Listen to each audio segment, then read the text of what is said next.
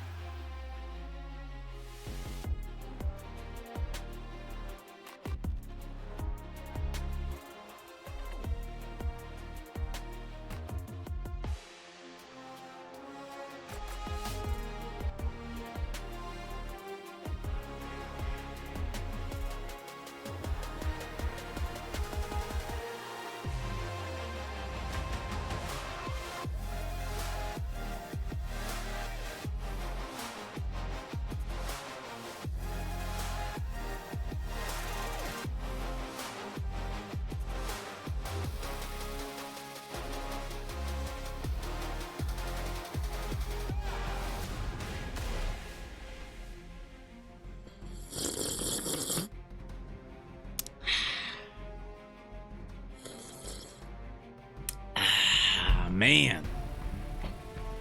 Ugh, man. Well, it's Friday. It's Friday. And the last time I streamed on Friday was May 3rd, apparently. Oh, God, man. It was May 3rd.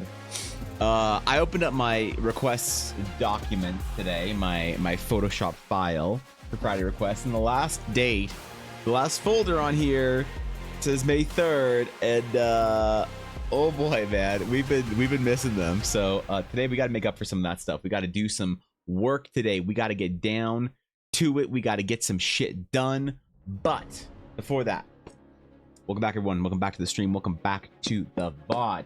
It is indeed June 21st. I believe the longest day of the year, which means that I'm missing out on it.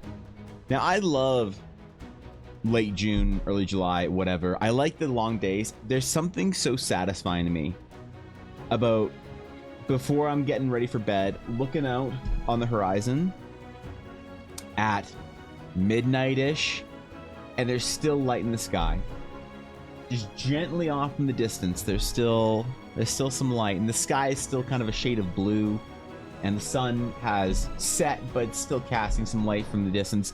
However, I have no idea if that's happening or not, because I'm in bed way too early, bro. I'm in bed way too early, up way too early. Holy shit, I'm an old man now. No, I've changed my schedule this year, and I'm loving it. But it doesn't mean that I'm not up that late anymore. Maybe I'll stay up late tonight. You know, it's Friday. I don't gotta be anywhere tomorrow, except for the gym at 6:45. So maybe it's a bad idea. Yeah, maybe it's a bad idea. I don't know. I still like the long days, even if I can't truly enjoy them. But what's up? Good to see you guys. What's going on? Loving the raspberry beret style baseball cap. What is the raspberry beret style baseball cap? What's that? That's a term I've never heard before. What's up, Sam? What's going on, dude? What's up, Atari? Good to see Elysian. Evan beheld the pineapple and said, "It's all right." Yeah, I mean, look, I've had this light for a long time. I feel like I should get a new one because I didn't know the implications of pineapples to the degenerate side of life, to that community. And I got a Discord DM a couple months ago by someone being like, "Hey Evan, I didn't know you were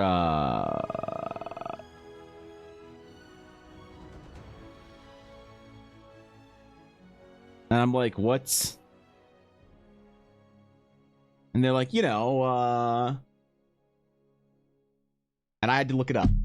So, yeah, I feel like I should not carry the pineapple light anymore because visitors, how exciting! I don't know. I don't want to be, associated or whatever, with that. Hanabi, oh shit, what's up, Hanabi? What's going on, guys? Good to see you. Thanks for the raid. Good morning to all of y'all's. How was stream? What are you doing today? What's up? What's going on? What are you guys doing? Last seen playing art. Oh, what were you making?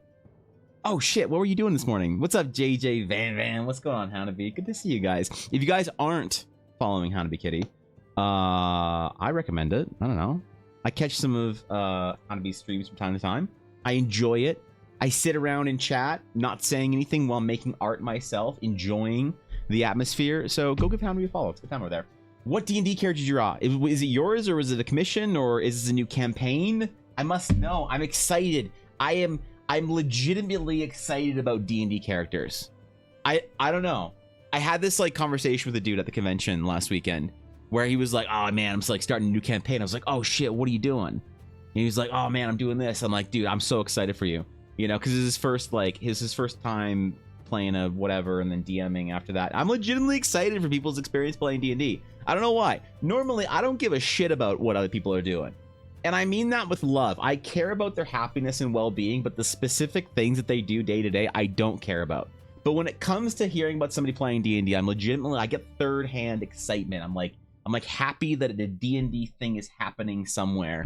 And I don't know. Halfling, Ghostwise, Swashbuckler, Rogue, and a Minotaur player. Oh shit. Oh shit, dude. I always like swashbuckler rogues. I don't know. There's something about, like, I'm aware that there are problems and implications with pirates in the pirate era that we love. When you think of pirates and swashbucklers and whatever, that's to me more like 18th century, you know, fantasy, which is fine. That can still be part of fantasy. But I wonder what it is about 18th century pirate seafaring vibes in fantasy that just snaps so well into medieval Renaissance fantasy or whatever that feels so good. I don't know. I like the vibe. I played a pirate game with some friends a little while ago, and it was cool. It was fun. I enjoyed it. It was pirate D&D is great when your players have loose morals, you know, and there's just an implication of chaos. That's fun. That's awesome. I hope the characters works out. I hope you have fun. I hope your game is wondrous and your adventures are grand. You forgot to add chaos to Gellion. That's a name I can't pronounce from sight reading it. Yeah, I'm trying my best this morning, but I've been up for a while, man. I've been up. I feel like my brain's kind of frazzled. I feel like I've had like a whole day already, and now it's like 10 a.m. my time, and I'm starting a new day, which is the streaming time. Thank you, JJ, for the follow. I appreciate it. Welcome to the Dragon's Claim, my friend. Honored to have you. Hope you enjoy your stay. Today, if you guys are new here, today what I do on Fridays, and I haven't streamed on, I'm particularly excited for today because I haven't streamed on a Friday since May 3rd. I took a couple weeks off because I was very sick, and then I came back, and then I had to immediately go to a convention with Ella to help her sell her amazing dice, which did amazingly. And now I'm back for this is the first full week I've been back. And first Friday back, so Fridays are request days where I take requests from the illustrious Dragon's Claim, which I was going to do characters today, but characters require me to do a little bit of work ahead of time. So I take the requests on Twitter and I roll for random requests on Twitter, and then I'll come to Friday prepared for them. So I can just do like anatomy and the boring stuff nobody cares about watching ahead of time. But if I don't do that, then we do items or locations. And so recently I've been having kind of a lot of luck on TikTok and with shorts doing location sketches in the sort of 21:9 format. So we're gonna try something new today. We're gonna do locations, but we're gonna try them in a different frame, in a different format, and see if it works and see if it's fun. I'm really excited about that. I don't know. What's up, dude? Ashley, I was contemplating. I saw Olner gassing you up in chat last night. I had you up on the other screen. I was playing D&D, and while my players were monologuing and saying stuff that, you know, players say, I was watching your stream, but I had it muted, right? Because I was trying to also listen to my players. But I enjoyed your stream last night for what it's worth. Even though I couldn't hear anything, I feel like I was like trying to decipher what kind of bullshit you were talking about based on what Oler was saying.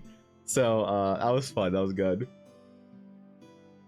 That was a good time. I enjoyed it. I always enjoy your streams. So, but hey, it is Friday, which means we have to get into it. We have to jump into a bunch of requests. I want to take a bunch of location requests. Last time we did locations, they turned out really well. I think I created kind of a new style for doing very quick sketches that looked really good and really satisfying, hopefully. So today we're going to try that and see how it goes, man. I'm excited about it. Got some dark fantasy BS prompts ready to go, man. Oh shit. Okay, I'm ready, dude. I've actually been thinking about dark fantasy more, Elysium. I've been thinking about it. I'm thinking about how I've always had like a large inspiration and love of dark fantasy. I think it's accessible. You know, I think dark fantasy is more accessible than high fantasy to the average person. I don't know why.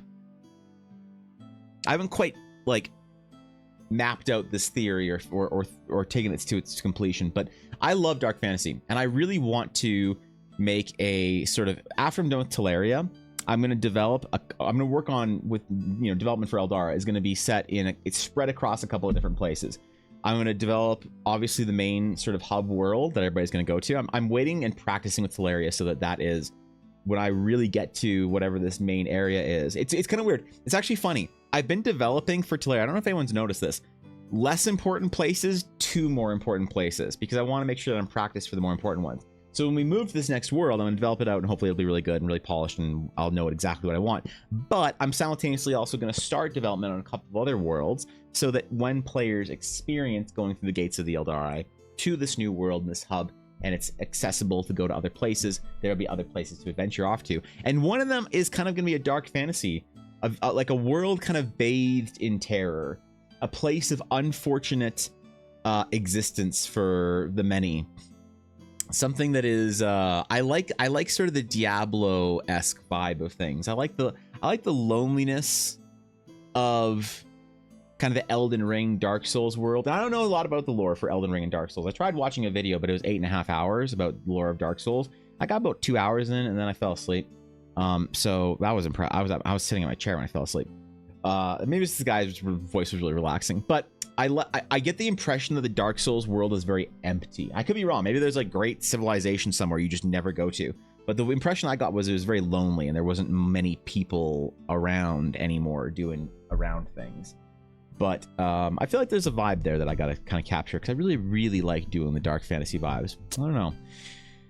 Like I talk about here, but not on my own stuff. Did you see me catch a raid from a Corpa? No, I didn't. I didn't. You got Corpa? Are you graduating soon? Is it over? Is the Ashy of Heart experience finishing? You've been recruited into a top agency. You're gonna be some fucking whale or some shit, or like a dolphin or a fucking crab or whatever next. Or yeah, I've been watching Shy Lily recently. What of it? That's sick, actually. Was it a good raid? You joined the furry agency soon? Oh, okay. There'll be. You won't know, but there'll be signs. What's up, Echo? Can I DM you on Discord for business stuff? You absolutely can. And I'm glad you mentioned it to me, because this is what my Discord requests currently look like. This number right up here. And I don't. Hold on, let me open this shit. Wait. Do I have any message requests? Yeah, most message requests I get are bullshit or asking for free art. So I don't check my message requests all that often. So I'm glad you mentioned it, because I usually remember to do it every couple of weeks. So I will check my requests this weekend. But you absolutely can. I'd be honored. It is Landscapes, Miniko.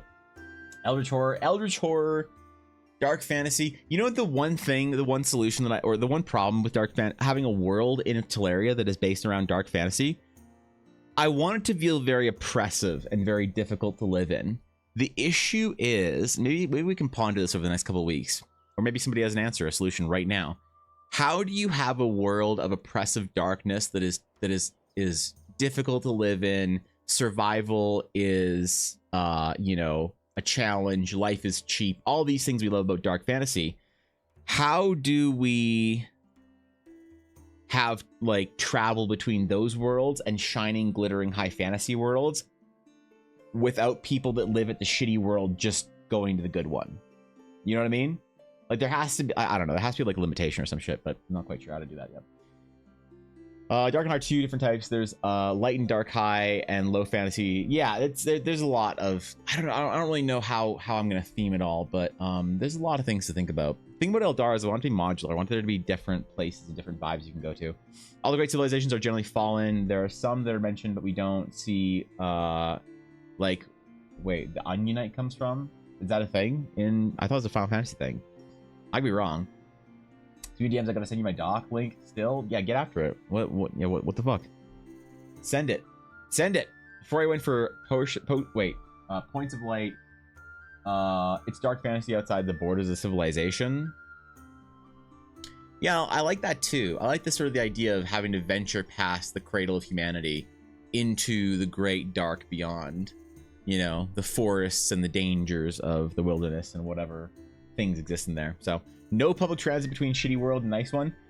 Well, that's, yeah, I mean, like, that's the thing. Like, maybe the portal to go to this place, this world, is, like, very difficult to get to or something from the other side or whatever. You need to, like, I don't know. It can't just be, like, expensive either. So, yo, Famine Siren, thank you for the follow and the bit. Holy shit, thank you. I appreciate that. Welcome to the stream, my friend. Welcome.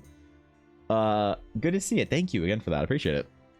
Could be a type of soul shard that blocks the travel between realms, like an attunement. An attunement would be kind of cool, actually. I'll send it now so I don't forget, but literally don't feel pressured to look at it any sort of rush, just whenever you're feeling up to it. I'll probably have some time this weekend. Yeah, I'll probably get to it this weekend. Absolutely. Also, difficult travel in Hallowed Legacy. There are many realms on the world tree, but only some people have the ability to traverse the branches. Even gods struggle to do it well. Yeah, I mean, but I want players to be able to do it at low levels. You know, I want the world to be open to players. I don't know how to manage that as well. There can be always a special exception for the individual player or whatever. If life's shitty enough, the people in the shit world will just believe good world is a myth / pipe dream, etc. Yeah, there's that. That's a great way of handling it too. You know, maybe it's just so downtrodden and oppressed that people have been kind of ground down to the point where no one would try and pursue going to this mythical other realms of Eldara because, you know, doesn't exist or whatever. Or maybe make it like difficult to get to as far as like landscape, landmass, maybe make it under the control of some sort of terrible force. I don't know, because each solution kind of presents a challenge for maintaining the like the story or the narrative around travel in Eldara. It kind of sets implications that I don't always want to commit to or whatever, right? What if they have a type of disease that makes the other worlds reject them, or they're quarantined basically, or they're stubborn and set in their ways, we'll do it ourselves kind of superstition? Well, you could like the thing that I was considering is having it be like a kind of a religious style dogmatic kind of thing where the ruling kind of class or whatever demands the people sort of serve the war effort against the darkness, and so like abandoning it would be considered to be like sacrilege or something, and the portal is like guarded by some authority in which they will like hesitantly allow visitors and like, you know, not allow anyone to leave or whatever. I don't know, something along those lines. There has to be some kind of system in place that still allows for travel, because I don't want travel I want travel to basically be open between all worlds. I want you to be able to go to any world at any point in time basically for free. I want it to be like the entire thing is I don't want to set a price for it. Maybe there's a price, a component price or something, but I just don't know if I'm willing to sort of commit to that. Well, you already have it figured out, but I don't know if that's a good story though, Ali. I think that might be a little bit lame or whatever. What's up, famine? Good to see you. Thank you again for the bit in the follow. I appreciate that. Maybe only heroes can travel. The achievement idea is a good one, but only adventurers would be crazy enough to go on a quest to get the key to the portal or something. I mean, the portals are just always open, so it'd have to be some other kind of attunement. Yeah, like some kind of a key or whatever that isn't an actual key, because the whole idea of traversal of the portals through Eldara is supposed to be really easy and accessible. I don't know. We're doing locations today. We're taking requests for locations. So if you have a location that you need for a D&D world, we're gonna do that.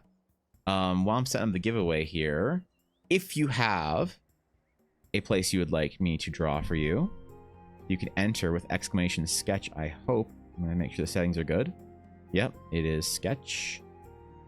And remember, locations are best served as smaller areas, individual places, a locale, a temple, a shrine, a waterfall, a bridge, something small and that we can fit within the scope of, you know, a half hour to an hour. Things like cities, things like mountain range, large like natural mountain ranges and stuff are fine. Cities really don't work all that well because obviously it's like that's a big, you know, project. It's more like what is the important place within the city, a bell or whatever, something, a fountain, things like that. So we'll narrow it down. I'll help you narrow it down if your idea's on like beyond the scope of what we can do in an hour or so. I'll let you know and we'll try and find a place to do it. But I'm gonna hit the start button here and that should go through. Play Streamlabs. There you go. All right. Exclamation sketch if you have an idea. And I'll try and get to a bunch today because I've been gone for a while and I want to hit up a bunch. And also, I'm going to try and see if I can make a recording out of each of these. And the good ones I'll farm as TikTok on it for the weekend. So, hey, double dipping bad. Have you seen Dark Souls games? Religious indoctrination is absolutely a theme. Yeah, I mean, it's tough, though, because there's no... I still am not entirely convinced, Ali, that I want to include... I'm pretty set that I don't want there to be any sort of, like, deity or pantheon that is present in the world and accessible. So any type of religion needs to be more in the mysticism sense. It can't be a literal thing, if that makes sense. Because I do personally believe that interactable deities is the downfall of a lot of fantasy settings. I think it's one of, if not the biggest problem with D&D, like Faerun, you know, Eberron, all the sort of official settings. I think it's a big problem with many D&D settings because it kind of poses an interesting question as to why don't the gods handle stuff? And if the gods aren't willing to handle stuff, then to me, it always feels like the power or the stakes are a lot lower. The idea of like, oh no, the world's going to be destroyed. And then like Mystara comes down and is like, oh my god, please don't let the world get destroyed. And you're like, Mystara, why don't you just like snap the person out of existence? And then Mystara is just like, oh, because, you know, we have rules and it's like not whatever. And it's fine if like you have a pantheon of like non-interfering whatever deities. It's like, that's fine, but they can't be accessible then. You can't talk to them. You can't beseech them. You can't divinely innervate with them. Like, I think one of the like Lord of the Rings has a pantheon and deities and whatever, but I'm pretty sure the only time that what's the main guy's name is Ilvatar or something, whatever the big daddy god of Lord of the Rings is, I'm pretty sure he only intervened in the Lord of the Rings story twice, and one was to sink Numenor and the other was to make Gollum trip in Mount Doom or some shit like that, something along those lines. I don't remember, and that's fine. But like, if you can mechanically access your deity in D&D, I think it kind of spoils some of the narrative and stakes to me. Like, I found it really silly in Baldur's Gate that you're like talking with Mystara about how the weave might be destroyed, and she's kind of the person in charge of the weave, and she wasn't really willing to like lend a hand, you know?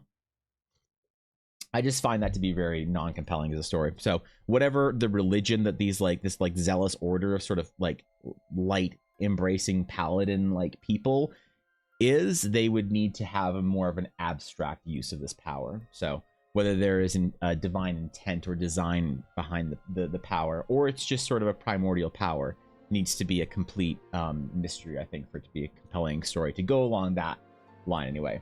You like the way Critical Role explains why they don't? I have no idea why the way Critical Role explains why they don't. I have no idea how Critical Role does it, to be honest. I never really heard them address that in an episode or anything. Maybe they worship romanticized versions of heroes long past. The High Priestess saved us in the past. Surely she'll save us again, not realizing she died of old age 100 years ago. I like that. That feels kind of 40k to me. You know, where you're like worshiping the God Emperor that's just a fucking skeleton on a throne. I do like the morbidity and the kind of the human mortality behind that. I like the idea of a god who can't be arsed with the paperwork of most requests. My problem with that still, Sam, is that it feels like then the stakes are more limited. You know, just have the church be lying about the deity or serve a dead god. Also, a common theme. That is so the world of Domengrad, which is another place that I haven't developed out on stream yet, but it was a place I actually worked on when I was in art school. Domengrad has a similar idea to that. So, the WF gods. What are the WF gods? Just don't care. They're accessible because they don't want to mess around with the world getting destroyed. It really doesn't matter to them. They send adventurers for entertainment.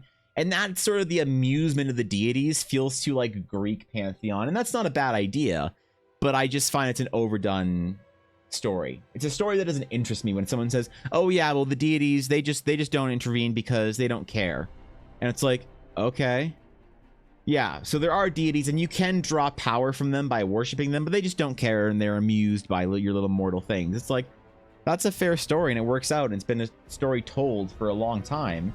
Even in human myth, it's just a story. It's just a way people handle deities so often in fantasy that it's kind of like, okay, it's that way of handling. Okay, sure. I'm just not interested in it, you know? It's one of those things.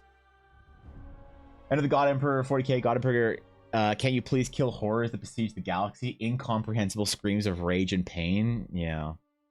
Yeah, poor Rabute. Poor Rabute Gilliman, man. He's trying his best out there to talk to daddy. You don't want a good explanation, you want an inspiring explanation. Yeah, is that what I'm looking for? Maybe. I think you're probably right about that. The gods are behind a divine gate of their own making. It allows the magic through for classes, but they cannot step through themselves.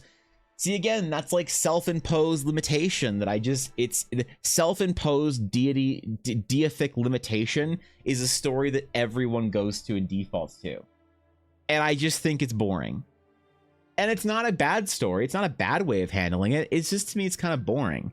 So I really want, like, the way sort of deities work in Eldara, I won't ever tell you, the players, how deities work and if deities exist or not. And the mechanics of how they can't or don't intervene. But depending on where you go within Eldara, people will tell you different things. And so I have to create a system that sort of supports all of that. Right? So, all right. The entries are closed. This is tense, man. The first winner in over a month. Will they have an amazing, inspiring concept? Or will it be a drab, forced sketch that I pretend to like the idea of for an hour, but really I'm dreading every moment of it that it comes up? Anticipating when I can half-heartedly post it to Twitter and our Discord, and hopefully await a better idea after. If I'm a good enough streamer, you'll never know the difference. But the winner is... the winner is... Paleo Sam. Congratulations, Sam. What are we doing today? What are we doing, bro? What we got? Where are we going? Tell me of a place. Inspire me of a locale somewhere of ancient oaths of primordial powers while I make a new window so I can actually record this for the internet. Make new window for DD frying sketches. I'll put that there. Okay.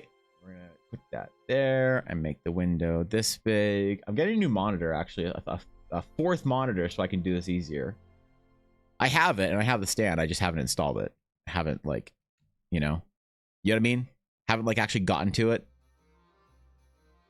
But I have all the necessary hardware to do it. I just haven't done it. Okay, the frame is there. It is set.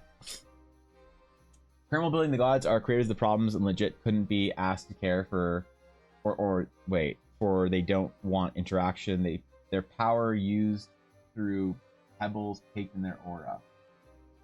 I think I understand what you're going for there. I'm pretty sure I read that correctly. Yeah, see, that's just, again, it's the same story. The deities don't interact because they choose not to. It's like, okay, you know, situated on the river amid the cow fields is a cozy tavern named after its famous signature dish. The water wheel powers the mill that grinds the flour. Visitors to the green flan rave about the welcoming dwarven hospitality and relaxing hot tub. Ooh, a little tavern. Okay, all right, a little tavern. A tavern on the hill. Water wheel, river. I like doing water wheels. I think it's cool. I think it's fun. There needs to be some sort of elevation for water to fall down. How do we tackle this? Perhaps the front door? Perhaps... What do we want to do here? How do we want to draw this?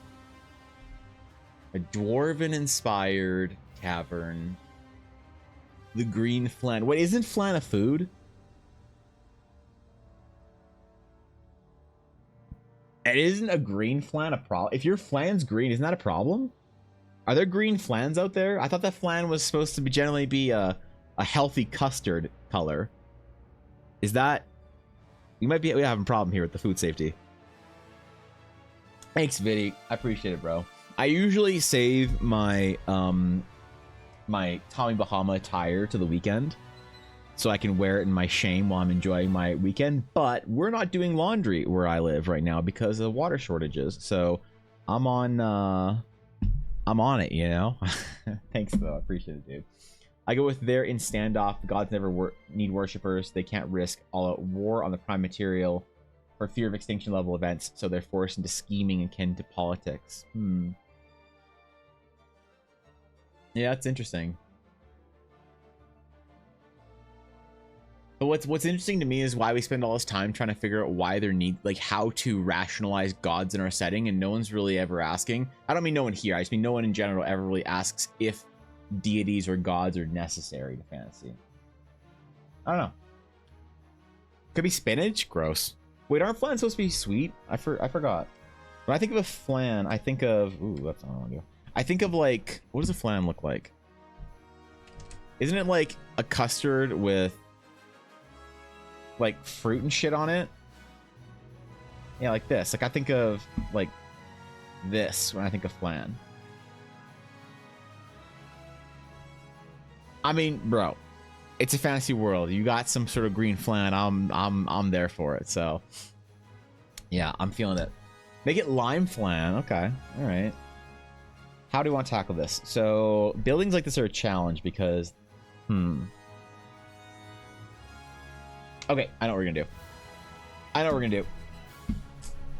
I know what we're gonna do. Let's jump into this. I need to get my perspective grid out. Where is my star shape? Where he at? Please have this already be set. Oh my god, I'm so good at this game. I'm so good at this game, man. People have no idea.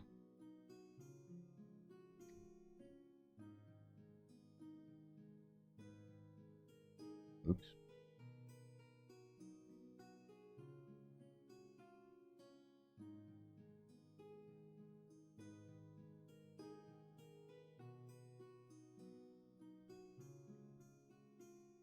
They got no idea, man. I already had it set up. Pre-made perspective grid. Holy fuck, I'm so good at this game. I'm like, what am I like? I'm like the LeBron James of perspective grids. Aight, let's get it.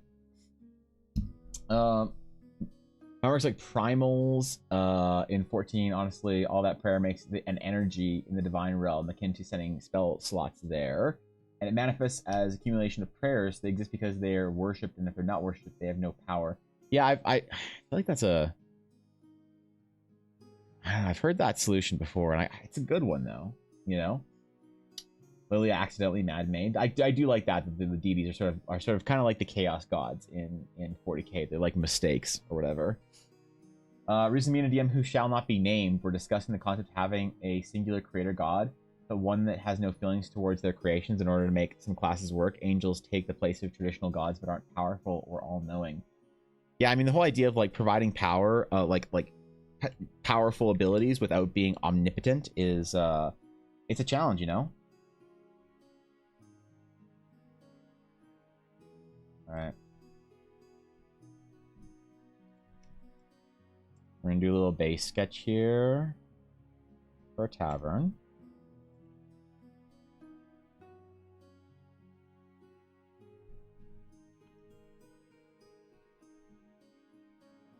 I'll try one or two little compositions here.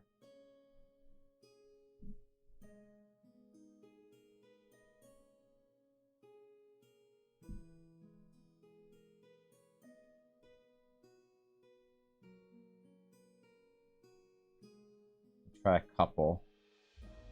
See what we like. Maybe we'll do a little. Maybe we'll zoom out a bit, actually. Oh. Yeah, let's work smaller. Fuck it. I wanna show off the water wheel too. So we're kind of dug into the hillside.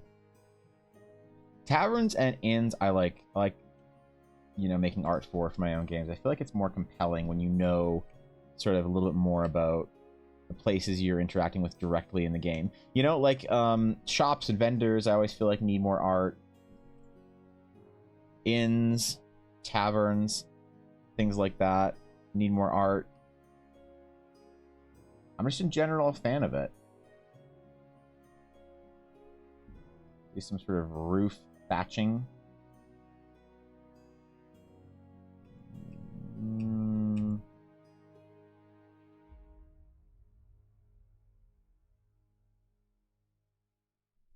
Like a little front. Maybe do a little garden or something. And have the river kind of going down beside it. Tough where we need to have a river right next to this water wheel. Kind of limit some of our composition here that we can do.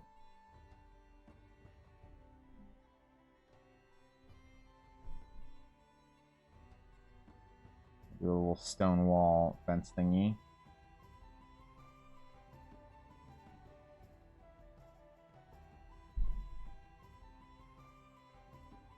Have like maybe a little not really ruins, but just some errant pieces of stone or cobble or something built into it. Figure out some kind of a window structure here.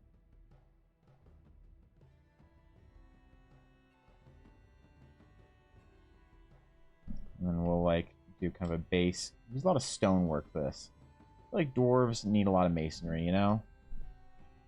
I like the traditional dwarven sort of stone cutter people. Very good at that kind of thing. Let making entities providing power without omnipotence sort of loan sharks for events. Well, honestly, I don't think that entities providing power is a compelling story either.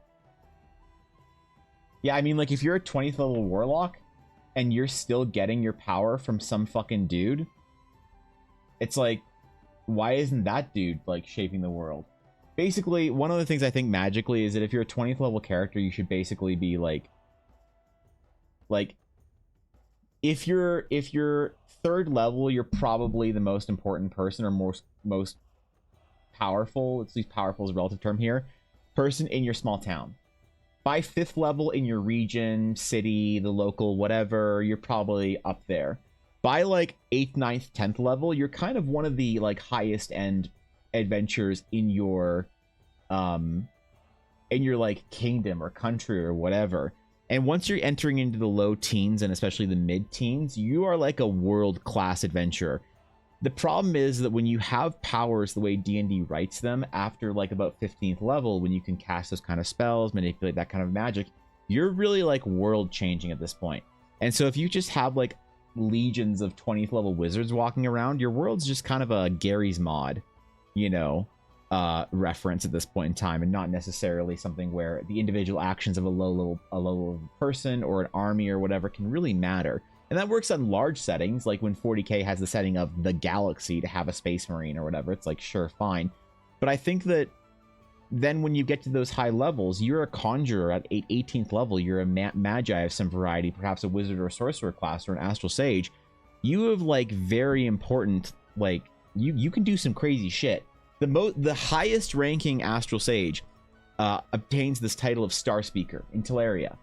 And Star Speaker Ariel, she's about 300-ish years old, and she's been Star Speaker for the last like 200 years. So it's been a while. And she's a 16th level astral sage. So I don't know, when the idea of like you get power from some being, you also then need to sort of introduce, I think, to have this cleanly, neatly sort of tie together, is you kind of need to start thinking about extra planar things like, oh well, it's fine that I'm the most powerful warlock in the world because my patron is one of the lords of the hells. Okay, so now you need to have the hells, and they need to be not somewhere that like not over there, they need to be in a different fucking realm and shit. And that's fine. I just don't like the extra planar or realm based or whatever. I don't like the Feywild and the hells and whatever and all these different realms that you can't access as a mortal. I want them to be physical places. I think that it's more compelling like that, to be honest. It's more original. It feels more science fiction to me. And it's science fiction in the good way of like, it's a world you can go to. So there will be a place that's analogous to the magical wonders of a Feywild, but it's not going to be a place that you just sort of like snap your fingers and slap your nuts and suddenly you're like in a realm of foresty fucking butterflies and shit. This is like a place where you're like, oh, that's the Feywild. We're not going to call it the Feywild because I think the Feywild's dumb. It's going to be whatever that kind of fantasy that people like, as another world that you can take a portal and go there. And the problem is then when you have beings of great power giving you power from somewhere else physically, that dude could just waddle over to you and like pour you a fucking drink, and suddenly you're drinking Mountain Dew and eating pizza and, you know, saying slurs on Xbox Live like it's fucking, you know, 2003 with your patron because they can waltz over to you. And that kind of changes things as well. So it's really also the kind of fantasy that I'm trying to go for is really separate from a lot of the ways people think about traditional and D&D as it sort of should be in that sense, you know? So it's definitely a problem. It's a challenge. The biggest challenge is trying to get people to sort of separate the idea of required things for fantasy as far as like their impressions of what D&D should or shouldn't have in it.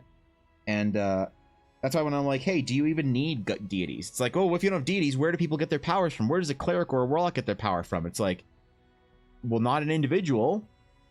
not fucking Asmodeus or whatever Will's patron's name was, Mizora, I think. So yeah, it's tough, man. I never liked the way that D&D handled that kind of stuff, and it's one of my I mean, I don't hate D&D for it. It was something that I was never interested in. And I think that it's sort of one of those fantasy ideas that persists because people like it, because it's comfortable, and it feels too self-referential for me.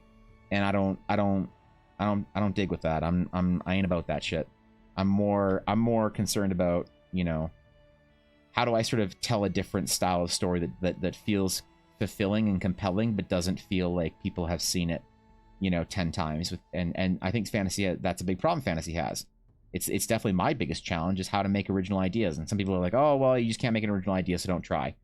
I don't know, man. I think that's not a reality or a fate I wish to pursue. If creating a truly new original idea is in fact futile and whatever, that's fine.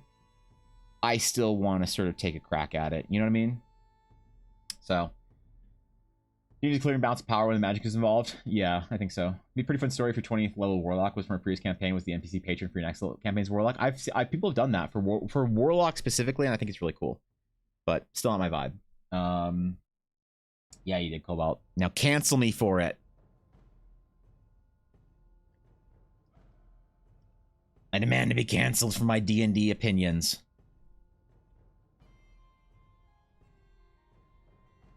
Now, I don't know. I question sort of like I always find it very dissatisfying when there are beings of immense power in the story that are just simply non-accessible because of whatever reason. Unless the story setting really heavily kind of leans on that idea, that concept. The concept is there is some like grand cool power that simply just chooses not to intervene with you because it's locked in. I think that like having the powers, you kind of have to grimdark it a little bit if you really want to be compelling, because I again, I'm going to reference 40K here because we were talking about it earlier. I think that's an interesting story where it's like, well, why doesn't the Emperor just save people? And it's like, well, because he's like busy. He's like locked in some sort of like perilous battle with the forces of evil in the universe, desperately suffering every day, sacrificing the souls of thousands upon thousands every day, simply to keep the darkness of the demi-plane created by human emotion, you know, from seeping into the world and overtaking everything. And that's fine. It's a cool story. But the thing is, then the Emperor and these other deities don't really get directly involved in shit. You can't really ask the Emperor for power. They kind of like mess around with this a little bit with like certain characters and Sisters of Battle and whatnot. But for the most part, the gods of 40K, as it were, are kind of busy doing their own thing. So you're fighting the battle down here. They're fighting the battle up there. And I kind of think that's a more compelling way of doing it. If you're simply like, oh, the gods, they're just kind of bored, man. It's like, yeah, okay, you know, that's fine. It's just, I don't know. I've heard that story before. I've seen it. I've been there. And yeah, you know, it's just not particularly interesting. Maybe. I don't know why either, because I'm not trying to like shit talk your favorite fantasy setting that does that. Like I will for memes, but legitimately, I'm not out to. My problems with fantasy and with like D&D is not an indictment of the validity of it. It's simply me saying, if I'm going to add something to the scene of like fantasy, I kind of want it to be something different, and not for like the sake of being the special unicorn artist that does the different thing, but because it doesn't feel worthwhile to add the same thing that we've always had, to me. And some creators want to do the thing that we've had for, you know, the last 40 years in fantasy, but their take on it, or really well, or whatever. And I think that's a great pursuit. It's not the one I'm trying to make. So I have to separate sometimes the conversation when we're talking about fantasy ideas into like, well, hold on, isn't that just like, have we seen this before? And has it been like a story that has been told really well already? Probably. So I'm going to pursue something else, you know? Someone using world connection to incorporeal concepts serving as amalgamation of magic and connections of these concepts are no living thing or possess incarnations to carry out a will of their own. And I think that's a really compelling way of doing it. I think you can have magical forces in the universe, a cosmology, but I just don't think that there can be interactable conscious intent behind them, if that makes sense. You know what I mean? Like the hero of the Imperium, Caphias Kane likes to say the Emperor has a weird sense of humor. Okay, I'm not sure of that story. I'm not a huge 40k lore knowledge repository, but I like that. That's good. Different people are also different phases in their history telling, like how you always have to learn the basic trope from somewhere before you can buck it. Yeah. Sometimes players just want to hit the bad monster with a good stick and aren't in there, but we are the bad guys from rooting the bad guys phase. Yeah. Yeah, I mean that's fair. I mean like I love old D&D. I love the simplicity behind it. It's one of those things where I think that Star Wars is really compelling because there's certain moral ideas behind it. You know, there is such a thing as good and evil, and it's very evident when you are acting in good, and it's very evident when you are acting in evil, and that's a compelling story to people because it's one we've been telling for as myth for the entire written duration of our species, and that's pretty cool if you ask me. And so I like to look at those stories and figure out how to tell the bigger stories and not get lost in sort of the minutia, if that makes sense. But I think the minutia needs to be I don't know, what's the word? It needs to not be distracting. So it's definitely a tough balance.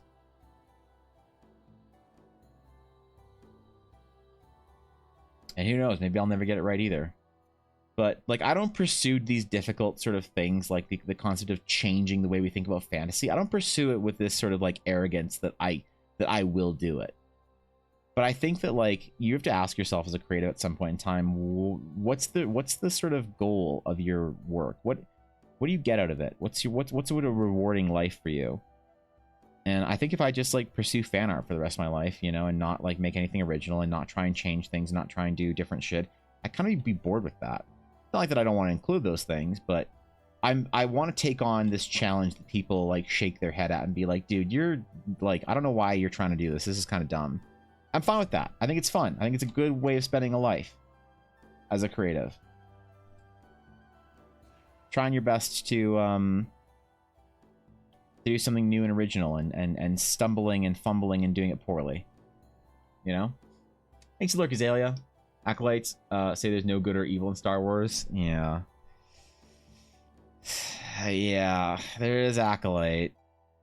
I haven't watched Acolyte. I basically was too concerned about it when it came out, and I have heard nothing but just the worst of it. And I've like paid attention here and there to some people talking about it, and man, oh man, that's a polarizing show. Somebody's having fun watching it, but I don't think it's for me. I think I'm more of a traditionalist with Star Wars, I guess. I'm more of a Lucasian Star Wars enjoyer. I don't know. I enjoy Star Wars when it's focused on the myth, when it's focused on the big stories, on the anthropological side of humanity, as opposed to sort of the theatrical, the dramatic. I like those big stories. I'm not super interested in Jedi steaming their robes and trying to tell us that there's no good and evil. It's all in the eye of the beholder.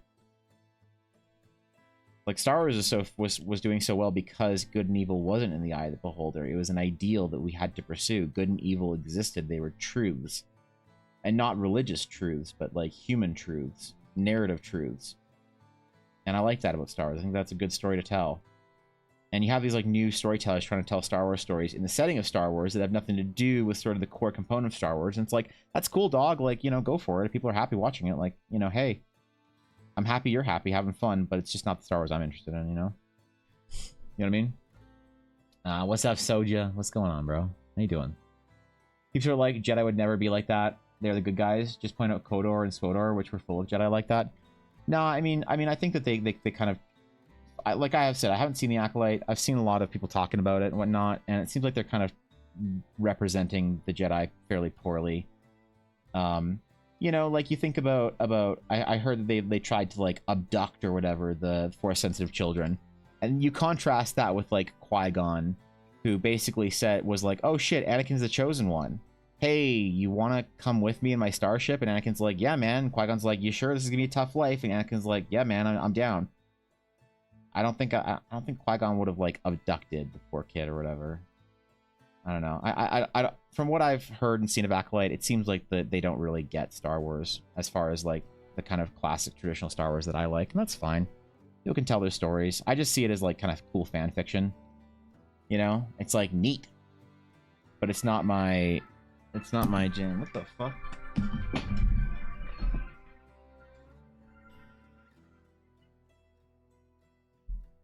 Sorry.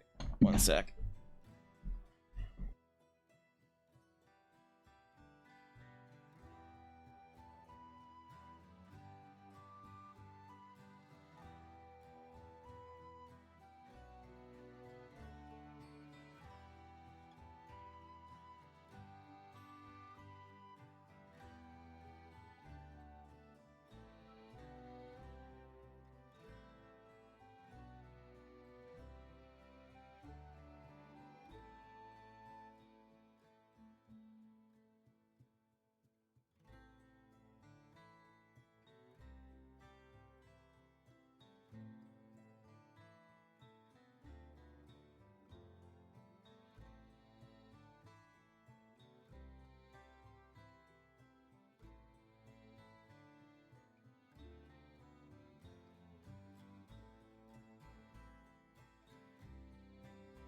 All right, we good. We good. Let's keep going, bro. Keep going. Get a little taverny boy going. Some people's perspective, the Jedi are evil. Didn't Anakin have a choice? Yeah, I don't know, man. It's tough. There's some great media under the Star Wars umbrella that isn't good Star Wars media. Like Solo is a great generic space movie, but terrible at evoking the Star Wars fantasy elements. Yeah. No, I mean, I think a lot of people don't really get Star Wars because it's so different from what popular storytelling is these days.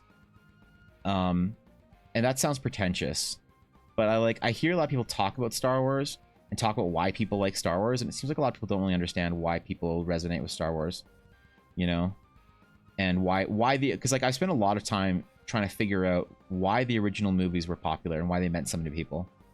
And that's an interesting rabbit hole to dive down.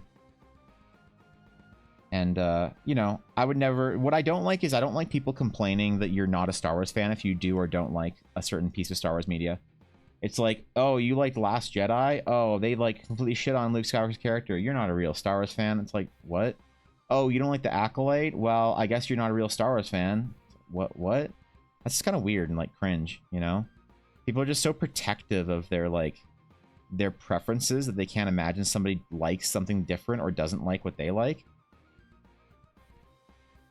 But I think that's why I try and say that like I'm more of a classic Star Wars fan as opposed to like man, you can tell some pretty crazy Star Wars stories, but like, are they really Star Wars stories? I don't know, man. Like, classically, no, not really. But are they cool, good story? Sure, why not? I just think that Acolyte's not made for me. It seems like a pretty embarrassing spit in the face of like Star Wars lore and canon and ideas, but I'm sure somebody likes it, and you know, good for them. I'm happy for you, bro. I mean, there's nothing wrong with liking stuff, you know. Like I like sort of meme about like the Funko Pop collectors, like the nerds that are into everything just because it's nerdy. The kind of nerds that buy loot crates because it's nerd stuff, that watch every Marvel movie or into every mainstream thing, and it's like not for me, but like I'm happy for them because they're enjoying more stuff on a weekly basis than I am. It's like, okay, crazy, go for it, bro. Right? Well, look at, if you concede there are no more than 7 unique story ideas, then you don't end up writing many stories where appetites as many stories as there are appetites to hear a story. Same goes with music, new art, and go on. We need innovation. So what if you can't tell what inspired the idea? Yeah, I don't know. Imagine Qui-Gon reports back to council, I found the chosen one. Mace, where's the little guy? Oh, he was scared of cat. I left him there. Well, they didn't want him to join, so I don't know. Yeah, Anakin was being a little bitch about it, so I left him in his little fucking hut. Roll credits.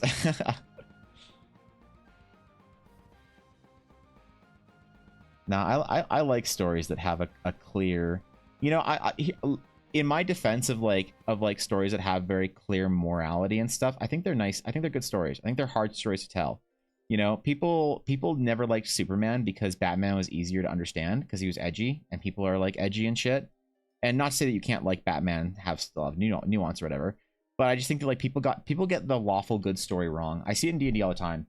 People don't play paladins all that well because they're like, oh, it's so boring to be lawful good, be the good guy.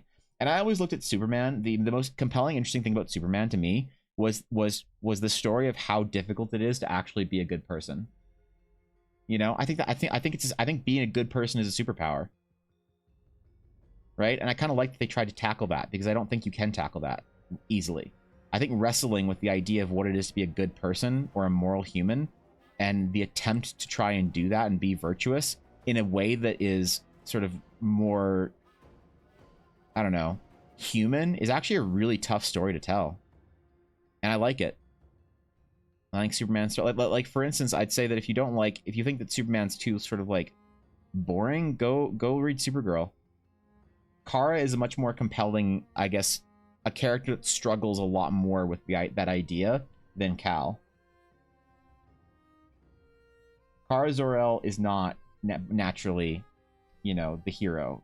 Kal-El is in those ways. So the best Superman stories, I think, are the difficulty in gripping with that and trying to be a good person. And I think that the same thing is true in Star Wars. I think that the stories of sort of like the kind of like biblical elements to it, I think, are important. The idea of Luke sort of, you know, grasping that entire power and cycle of hatred and whatnot, and choosing not to perpetuate it, is like the superpower of sort of turning the other cheek, as it were. I think it's interesting. I think it's a cool story. I think it resonates with people. It resonates with lots of people because for some reason we've been telling those stories for a long time. And the genius of Star Wars of what Lucas like Lucas doesn't think he's a genius. Lucas thinks that he just took something. He's like, well, we've been telling these stories for thousands of years, so I just, you know, told another version of that with like some cool Flash Gordon aesthetic and some like dope ass music, and people liked it. Of course they liked it. You know? I think that's interesting. I think about that for my own storytelling, how to tell a compelling story in Eldara. Not defending Acolyte's story, by the way. I find the show 5 out of 10 at best, but the fights in a couple of episodes I saw weren't too bad. Yeah, I hope the action's good at least, you know? Maybe I'll watch Acolyte at some point in time. Probably not. Like, I don't know. I'm just... I might, if I'm, like, compelled to at some point in time, but I it's weirdly just don't have any sort of desire to, you know? I think the Acolyte is terrible, and I don't care what it does to the continuity of the Book of Boba Fett. I'm not a fan of the cast and crew calling people racist and sexist for not liking the costuming or choreography. One dude's literally holding the hot part, or acting, or lack of internal consistency. The Jedi, like, 10 people die because they don't care, then sacrifice themselves for the 11th stranger. Yeah, I don't know. The whole, I think that it's pretty weird when you start accusing people of being, like, immoral individuals because they don't like a thing. That's kind of weird, champ, to me. You know what I mean? That's kind of strange. It's like, okay, chill. You're allowed to not like the thing. It's like, that's okay, man. You know? So, a lot of people defending it being like, oh, if you don't like this, you're a terrible person, because it's like, whoa, what? Chill, bro, chill, you know? Like, relax, go fucking eat some Doritos. So I like The Boys, the concept that is much superhero power corrupts feels way more relatable than good guy superhero with a couple of nameless. Yeah, you think so? I never watched The Boys either. I don't watch a ton of TV. When I like TV lost me at a certain point in time, and I haven't really watched many TV shows in my like adult sort of last decade of my time here. I missed out on a lot of stuff people say is like necessary, required reading, like Breaking Bad and I don't know, Stranger Things and whatever. I just find the TV, the television sort of like formula got sort of kind of tiresome for me at a certain point in time. I just found it frustrating. And I kind of like checked out of all of it, but I'm sure I'm missing out on some really good things. I'm sure there's some really good media in there that I gotta go watch. just meh. I feel like I'm so focused on creating right now that I'm not allowing myself to consume all that much. You know what I mean? Need opinion what I sent you? Sure.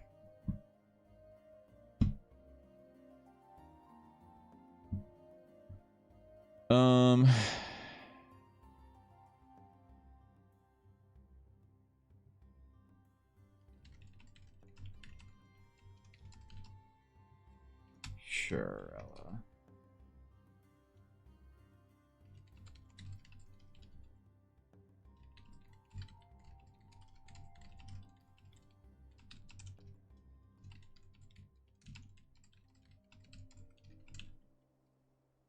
Cool.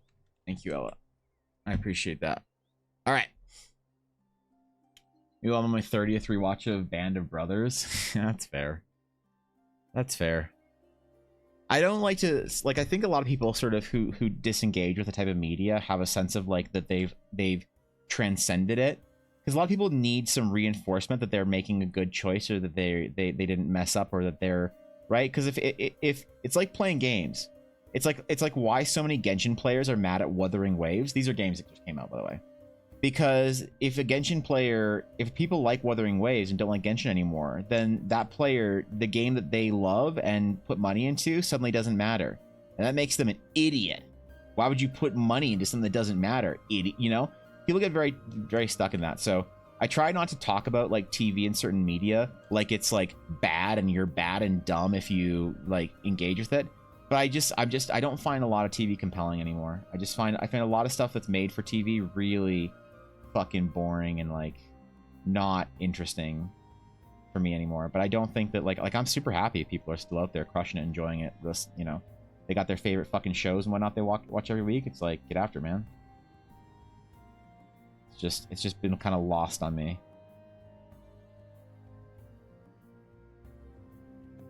So, but I do miss it. I miss watching new shows of things. I miss the excitement of a new episode of something. And like I like Star Wars enough that I'll typically forgive the TV model in the name of Star Wars, right? So when there's like a Mandalorian or Andor or whatever, like I'll watch those happily. Sometimes. I haven't watched every Star Wars show that's come out. Like I still haven't seen Tales of the Jedi or Tales of the Empire or whatever, or all of Visions. So even Star Wars can't convince me to sit down and watch television all that often. I call it any required reading, but once worth a once through, just so you know people are referencing. Maybe it's just that the problem is it's such an investment. Like how many episodes of Breaking Bad are there? How many episodes do I have to fucking watch to be caught up on what's going on in Breaking Bad? You know, it's like that's a lot, man. That's a lot. And I think about time now so differently as far as creating things. Someone's like, oh man, you need to watch the Dune movie, Evan. It's like seminal to our culture. It's like, okay, cool, I'll watch the Dune movie. Oh, but dude, you haven't seen, bro, you never watched like Stranger Things? Oh, bro, if you're a D&D player, you have to watch Stranger Things. I'm like, oh shit, how many episodes of Stranger Things there are? Well, there's like 20. And they're each an hour long. Yeah, you can get through it in a weekend. Bro. 20 hours is a lot, man. that's a lot. That's a lot. I think we have a different gauge for what is considered to be a heavy investment, you know what I mean? Woo better than Genshin? Oh, Wuthering Waves? Oh, is it? I don't know. I can't honestly take a gacha game seriously. So I don't think I'll engage. I don't think I'll get into them. Modern gacha and whatnot, I am not the target audience. 1, I'm not a pay-to-win enjoyer. 2, I'm not a being a slave in a game enjoyer. And 3, I'm not lonely enough to need waifus as an enjoyer. So I don't know how the fuck I'm supposed to engage with these games. I tried to engage with Genshin, but I just found the community to be way too degenerate, and it kind of was off-putting. Not to say that every Genshin player is degenerate, but I just found the community at large. And if the community at large doesn't feel good being a part of, I have a hard time fitting in to, like, playing it, you know? Like, I'll let Naruto fans ruin Naruto for me, if that makes sense.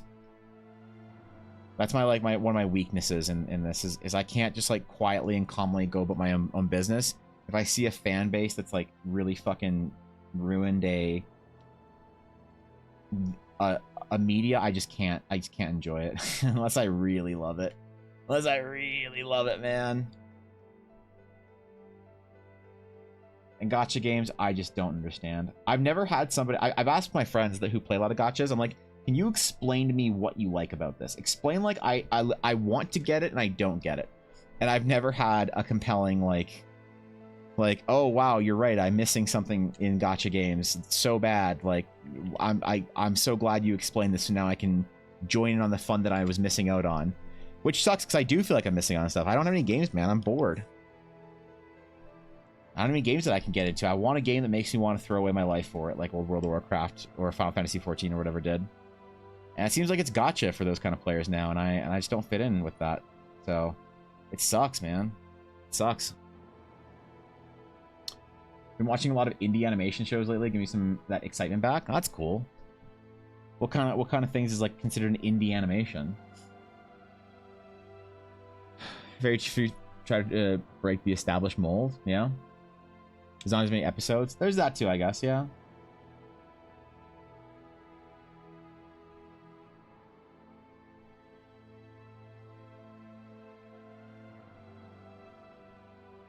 Yeah. It's just every time there's like, I miss big budget shit. But every time like big budget shit comes out, it's just like not for me, you know? I'm like the biggest Lord of the Rings fan, bro, but I see like the first episode of Rings of Power and I'm like, oh, I am not the target audience. I understand. Got it. Yes, sir. Okay, well, I'm glad we figured this out now. So, you know, like have fun, enjoy your Rings of Power, have all the fun in the world, but I guess this is not for me. You know what I mean?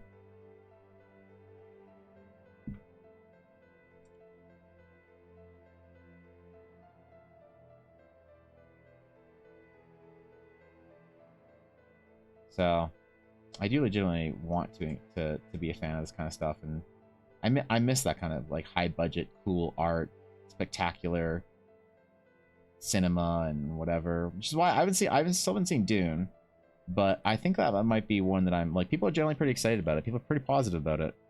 People that I find that I agree with on storytelling and fantasy and movies and stuff like that tend to be excited about it. If that makes sense.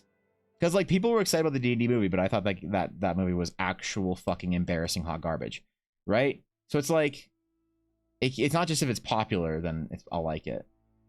It has to be like, I have to consult the counsel of my like elder nerds that know the kind of bullshit that I like. So, gacha is powered by variable reinforcements. Same thing as gambling. You never know what you're gonna win, so you got to keep playing. Well, it is, yeah. It's gambling and it's degenerate, and you know, if people can enjoy, there are people who can enjoy it outside of that and don't have a problem with it and don't mind that it's gambling and blah blah blah. It's like whatever. It's like that's awesome, dude. I know people who are super excited about gacha games when they come out because they love anime and they love like the gacha gameplay loop, and they play free to play and they fucking love it, man. And then they go on to the next one. It's like that's great. I love that. I love that for those people, but I just feel like I'm participating in a scam, if that makes sense, you know? The studio isn't founded by a big corporation like Disney. They're paid for it basically out of pocket. That's an indie show. Lackadaisy's a really good show. I've never heard of that.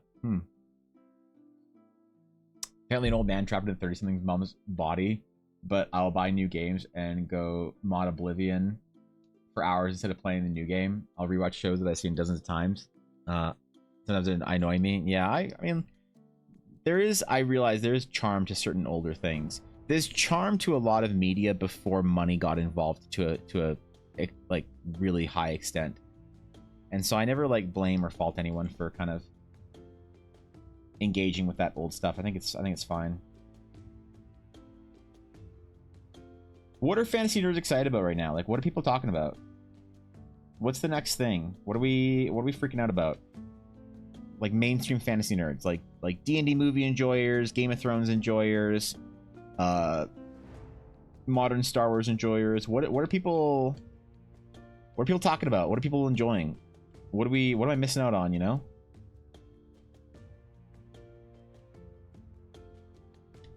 I think I zoomed in too much on this. I think I bit off a little more of an ambitious timed project. That's fine. We've only been working on this for 38 minutes. Probably still be able to clear it in less than an hour, but I'll have to cut a little corners to still be able to get to all the other projects I want to do today. Elden Ring DLC and 14 Dawn Trail. You know, that's true. I think maybe I should give Elden Ring a real shot. I think I should give it a shot. It's not my jam. It's not my thing. It doesn't look appealing to me. But you know what? A lot of things that I've been surprised by didn't look appealing to me. Maybe I'll give it a shot, man. I mean, let's see if it's the life-changing experience that many nerds are talking about right now. You know, because a lot of people are like, bro, games have never been better, man. They're so good. Like Elden Ring and this and that coming out and this game. Maybe I'll give Elden Ring a try.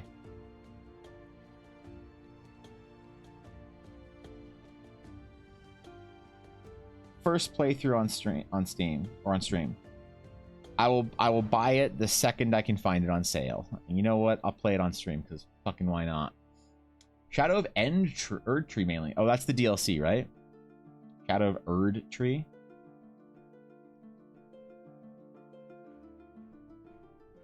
They call it. The new House of the Dragon series is season started. I'm watching that. I'm excited for Erd Tree, but I haven't beat the appropriate bosses. Is the new Game of Thrones stuff, like the spin-off stuff, is it good? Are Game of Thrones fans favorable to it? Are Game of Thrones fans who didn't enjoy the last season of Game of Thrones favorable to it? I guess is the question I need to ask.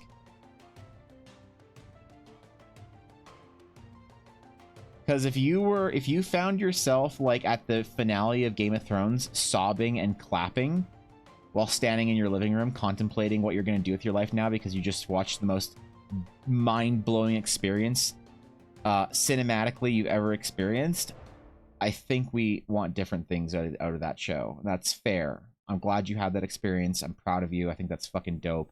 But I think I need a different opinion, you know? You know what I mean? I need to ask someone different, someone else about it. If you want to try it in a seamless co-op, it's more fun, or friends adventure and less bash face against wall. I'm happy to hang out. Or if you just want to do it off stream and make the gameplay smoother, let me know. Honestly, Ashley, I might seriously take you up on that. I think that'd be really cool. I would love to go on an adventure with a friend, and if you can do that with Elden Ring, I might actually take you up on that if you are seriously proposing or committing or whatever. Because I think it'd be fun. I think it'd be fun to be guided through a little bit and try things out and see it. Because I also don't... the thing that puts me off about those kind of games is that I don't find it compelling to try... Like, it's like mythic raiding in World of Warcraft stops being fun after attempt 30. And so people brag about how Elden Ring's so difficult and it takes you 30, 40, 50 attempts to, like, to try, like, to beat a boss. My opinion on that is that do you know how hard it is to fail as an artist? My tolerance for like failures, humans only have so much tolerance to like fail and get better at things depending on what they're at, whatnot. And so it's like, if I'm going to invest all that time to try and get good at something and try and build a skill and overcome a challenge, I'd much rather translate that to art. So what I'm looking for out of a game is an experience, a wondrous adventure. So if the boss is challenging, that's like, okay, cool. I'm happy it was a challenge. It took me 10, 15 times to like beat it. But if I'm on attempt 100, I won't. If I'm on hour like 8 and attempt 120 of like the hardest boss or whatever for the best story locked behind it, I'm gonna check right the fuck out and watch a lore video on it instead, because that's more interesting to me. You know what I mean? I don't think that's a commonly shared idea amongst gamers. I think I sound like a bit of a crazy weirdo when I say that, but that's just the way I feel. It's just why I haven't like engaged with, like, I played through I played through Demon Souls and felt like I had my time wasted. I'm glad that I played it, and I'm glad that I like did it, but I did feel like I had my time wasted. If that makes sense. Most like Elden Ring players can like either understand where I'm coming from and be like, yeah, I see that. Like I obviously I disagree, but like I see where you're coming from. or they're like, I've committed heresy and they want to cancel me. It's a polarizing opinion, I think, you know? I'll set time for my friends, parasocial. Yeah, thanks, Ashley. What's up, Mel? I was burned my season 8 in Game of Thrones and I'm still mad about it, but House of Dragon is good and I'm enjoying it. Okay, sick. Fucking sick. All right, let's do it. Maybe I'll watch House of the Dragon, bro. Maybe I'll watch House of the Dragon Season 1 and see some blonde incest or whatever that show's about. I don't fucking know, man. Think I'll watch Game of Thrones for the fucking lore? Bro, I'm there for the world building. The world building.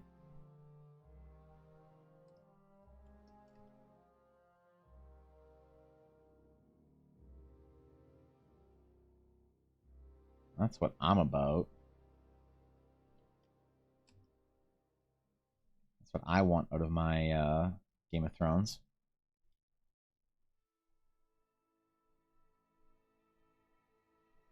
Maybe it's the wrong thing to ask for, though. I don't know. Or a tourist-style gamer, but I love Elden Ring. Recommend building a caster and mop the floor with some bosses that my melee friends really struggle with. All right, maybe that's what I'll do then. I'm fine playing. Like, I don't care about earning any prestige or gamer credibility in Elden Ring, so I'm fine. Like, I know that if you play with, like, I remember people were. I could be wrong, so correct me if I'm wrong about this, but I remember, like, the streamers that I watched, like the OTK streamers and stuff, when Elden Ring came out, they were like mocking each other because it's like, oh my god, Chance beat this boss. Oh wow, and only this many attempts. What a gamer! And they find out, oh my god, he used summons. What a pussy! Like, oh, what a loser. Who uses summons? Things like that. And I recognized that there was like a gamer credibility fucking social credit score you were building with your Elden Ring playthrough, that I am absolutely okay participating in the non-prestigious version to allow me to see the game in like 20 to 60 hours and see the world and the design and the theory and the levels and whatnot without having to put that extra 100 hours in to get the credibility, right? It's like Baldur's Gate. Like, there was this big sort of thing about, like, people when Baldur's Gate came out a couple months after, it was like, okay, but have you beat it on Tactician? Okay, but have you done an honor mode playthrough? Oh, you haven't beat Baldur's Gate on honor mode? You beat it on normal? Okay, well, I guess you had a good experience. And it's like, what the fuck? I think a lot of it's gamers trying to justify them wasting time on things. They have to make it prestigious, otherwise, like, you're failing them or whatever, and you're ostracized from the social whatever. I am perfectly fucking happy finding the easiest playthrough of Elden Ring so I can experience a story in the world, get something out of it, and then peace out. And if Ashy's willing to help me fucking do that in an efficient way, oh, fuck man, that would be kind of a fun stream, actually. Later, Axman. I wonder House of the Dragon has some brutal birth scenes, just heads up. Ew. That's the one thing that I can't get past with Game of Thrones, is there's sort of like the desire for gratuitous shock factor, I think, is like a little desperate. Comes off as a little low-hanging to me. But I guess we're not going to get our perfect show, are we? So I'll just accept what the kind of the norm is, I guess, you know?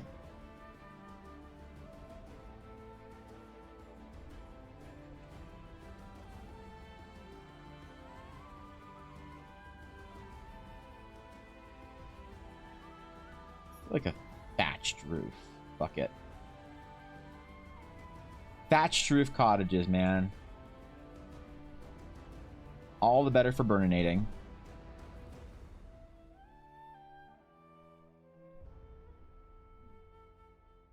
I would divide in here with like a plank of wood, but we'll keep the roof thatching for most of it. So we an hour walled by one boss last night in the DLC, spent 1 hour looking for a solution, then said heck it, and I just summoned my funny cleric girl as a literal bait and beat the boss first try. There you go. There you go.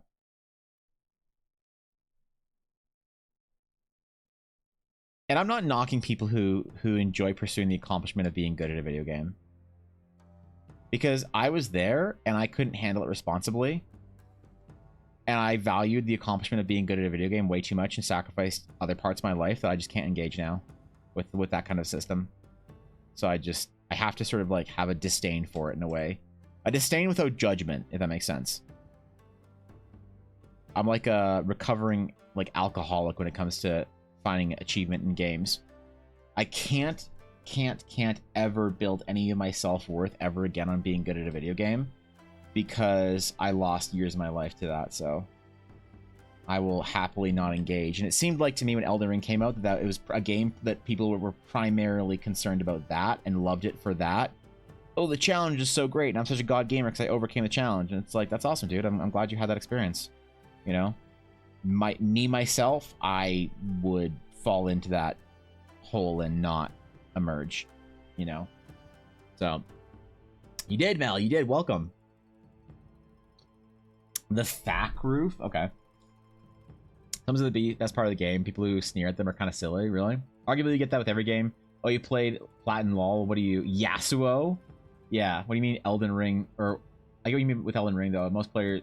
it's mostly played up for entertainment value. I think so, yeah. But it is... People still, like... It's just... Yeah. Yeah, I mean, that's one of the reasons why I just can't take competitive games seriously anymore. In Overwatch 2... Or sorry, Overwatch, like long before Overwatch 2 came out, in Overwatch, I was trying to get very good at it, and I realized what I'd have to sacrifice to be very good at it. And I looked at the people who were very good at it, and I didn't want to be like any of them. Brady Poddy. It was a terrifying moment of like I had to take a deep breath, and I felt like I sort of watched myself like curl into the villain in the mirror, and I was like, oh my god, Brady Apodity. What kind of three-toed creature will this be today? Let's find out, man. Oh, that's a good one. The three-toed sloth. That's great, man. What a little guy. Just as far as animals, they're just to have a good time. The sloth, they're just comfy, you know? They're just comfy. That's an easy, like, oh man. That's like an 8 point, like an 8.9, 8.12. I'll rate this an 8.12. That's a great three-toed creature. Good roundup for the weekend, man. That's a good one. How was your stream, bro? I saw you were doing shit. I didn't see what you were doing. I was playing with Yuna because Ella was pouring, and whenever Ella's pouring and Yuna's up here with me, she demands fight. So I didn't catch anything. I'm sorry. See, I don't even care about the prestige. I just enjoy well-crafted, well-tuned fights, and I humor them and respect them if they're fun. 100%. I think that's the best way to approach it. Yes, I envy that. Wall Dawn Millennia for 3 hours was fun, but if the boss had bad design or bad scaling, I'm not wasting my time. Yeah, and I think I've listened to Asmongold talk about certain like Souls-like games in the same way, where he's talked about hard fights are fine if they're hard and like fair. But if things have like wonky hitboxes, like there was a couple of Souls-like games that he was playing and talked about how they were just dog shit. You know, I think his big problem with Lies of P was it had some problems like that. Great first effort for a studio, but apparently had some problems that, you know, which is I think is a fine way of judging it. Again, it's a me thing. If I sort of I have a battery of how much challenge I can take on in a day. Let's just like think of it's like a battery, and I have 100 challenge points that I can put in, and it's like imagine getting up early takes 5, and then going to the gym takes 25. It's like super tough for me to get to the gym some days, to force myself to do it, to enact that discipline. It withdraws my challenge reserve. So now I'm at 30 challenge point for the day, and then forcing myself to get on stream and whatever and put myself together and whatnot. That's another whatever, because sometimes I feel like I'm a degen, and then trying hard to get better at something and work at my art is like 50 more challenge points or whatever. And so it's like I just don't have it in me to like, you know, like there's I don't know if I can explain it well. Maybe because like there's a lot of people though that are very high functioning and challenging themselves that still have the battery and energy to do that with video games. I just like saw like I got too frightened by myself when I like embraced that part of it that I just can't, you know, which is why I don't judge people. I think I'm envious. I think it's awesome because I think there's growing and challenging yourself and putting yourself through hell for the love of the challenge, I think is a really good thing to do. And it makes for better, well-rounded, stronger people overall. And I think that certain video games actually do that really well and effectively. I just can't engage with it in that way anymore. I know myself. I can't do it. I wish I could. I'm envious. I hear about it. I see it. And I think it's fucking wicked when people do that. It's just, yeah. I'm not strong enough to do it, I guess, you know? I think it's great to know that about yourself. Yeah, maybe. Yeah, I want to be better. But sometimes I think that it's important to want to be better, but also understand what you are. Don't forgive yourself for your failures. Understand them. Maybe, no, forgive. Well, forgive is a weird term. Some people like, so maybe, depending on the context, either forgive yourself for your failures or don't. Let me put it this way. Forgive yourself for your shortcomings, but don't accept them. Is, I think, the way that I would look at it. And so I know that my battery for trying hard at things is not large enough to like engage with these kind of games. And I wish that one day, I hope one day that I will be thriving in a way that I will have the ability to sort of embrace challenge and do things and play video games and do this and that, whatever, and all these other cool things. But right now, I am aware that video games will ruin my life if I let them. But there's no responsible way for me to engage with many video games right now. And what I'm willing to and happy to engage with the video game if I feel like it makes me a better storyteller and a better world builder, a better artist. So like I was very, very happy to play through Baldur's Gate 3 once. I will not play through that game again.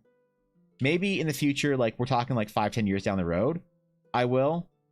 But I've gotten what I wanted out of Baldur's Gate, and I can't imagine spending another 100 hours on getting the same lesson out of it. If that makes sense, you know? Playing Warframe, to be fair, I don't really know what I was doing either. That's fair, bad. Yeah, that's fair.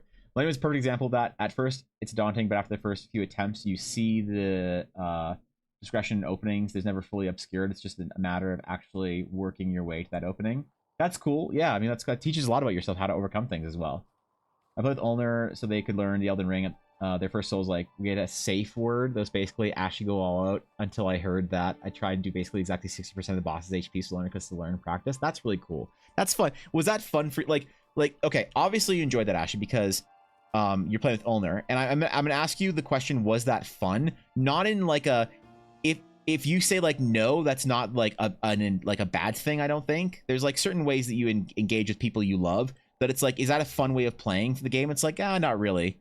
But like, I'm happy to do it because I'm happy to play. Like, is it fun for me to play with like new D&D players? I've realized not really, but I fucking love it.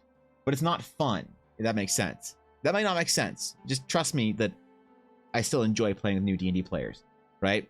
Quite a bit, but it's not fun. But did you find that way of like kind of coaching through? Was that fun, or was it more just like rewarding and enjoyable? That's cool. I think that's a cool way of doing it with your you know, your friends. We're just talking about video games, right? Do you need a boomer rant to snap you out of this? Yeah, boomer rant. We are talking about video games. Talking about a lot of things in life, man, for me. Knowing thyself has been an important part of me improving thyself. It's been a key component in me becoming a better version of myself that I can be proud of, if that makes sense. Our water wheel's a little too large. Fuck it. Fuck it, dog. Let's do it. We'll send it.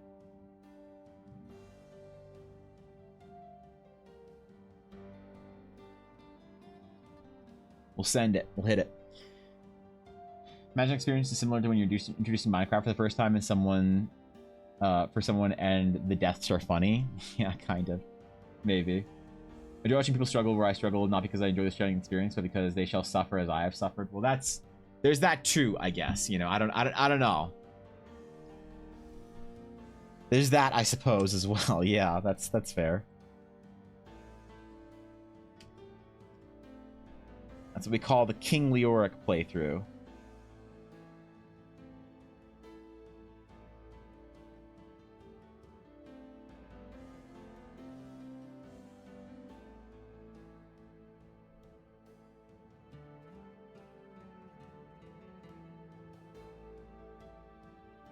Lurikian way of doing it.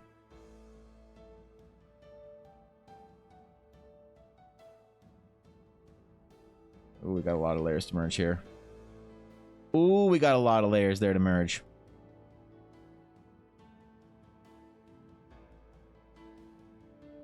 It's okay. Part of the process. Part of the process, man.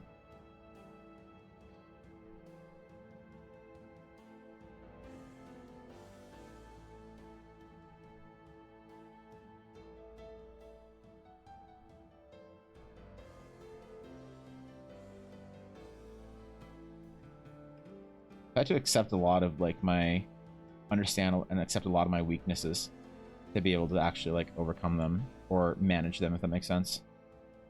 But God, I miss certain things like in video games. God, I miss playing MMOs and like trying at things that don't matter, you know?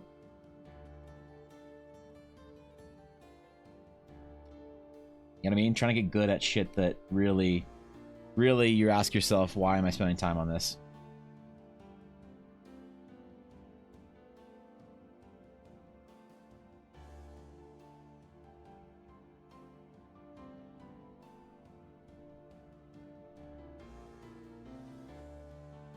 But it isn't the game's fault, you know?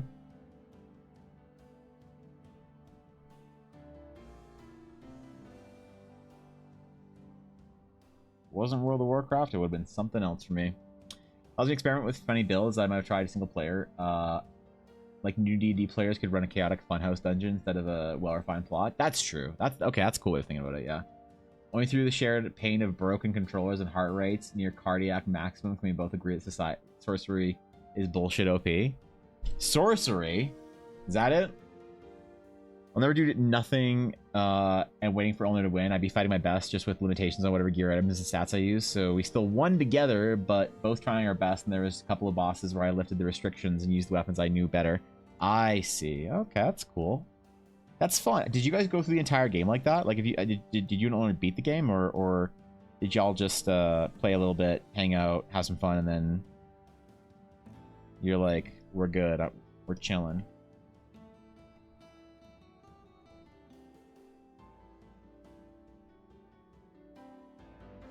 That could be a slog, you know, doing the entire game. Holy fuck. And how long is like your first Elden Ring playthrough? If you're willing to kind of cheaty pants some things and not take 40 hours on Millennia, how long actually is the average Elden Ring playthrough for up until the DLC? What am I signing up for here? I'd love a good like 35-hour experience, you know?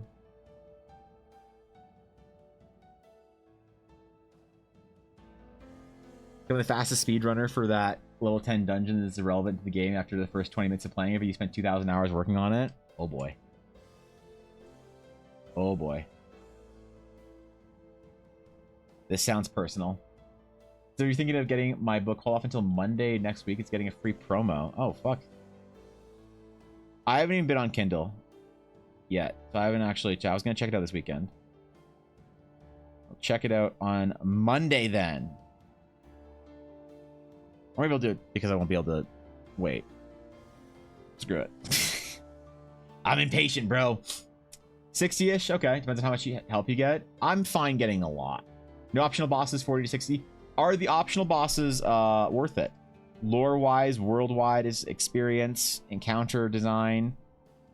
Are they worth the extra slog? Or is it like finish the main game and see if you want to go back? I actually did play 2 playthroughs like that. Oh, one stream fell off at the end game because I got sick and we made a new playthrough off stream. We got back to where we were and picked up back on stream. So 1 full playthrough on stream, 1 full off stream. That's cool.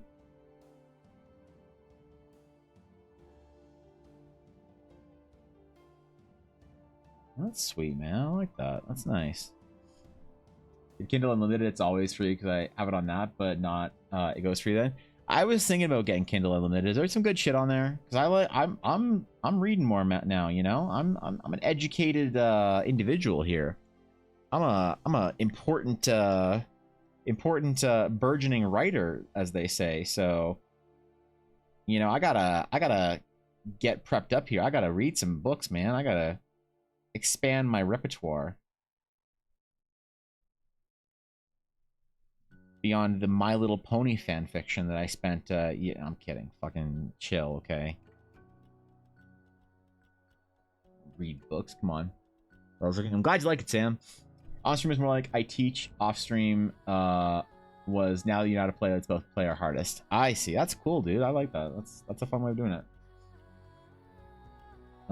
Please check DM at some point in time today. Absolutely, 100%. I'm trying to get back to always checking my DMs on Monday and Friday, like regardless of if I do during the week or whatever. I'm trying to get back to that Friday evening and Monday before stream. I feel like I'm like earning a reputation of being inaccessible that I don't like.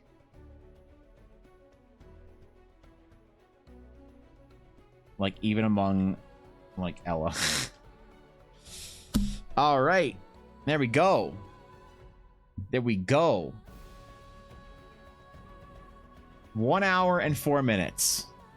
Not bad, man. We got it in there. I like these vertical style landscapes. It's kind of nice, you know? We're just doing something different.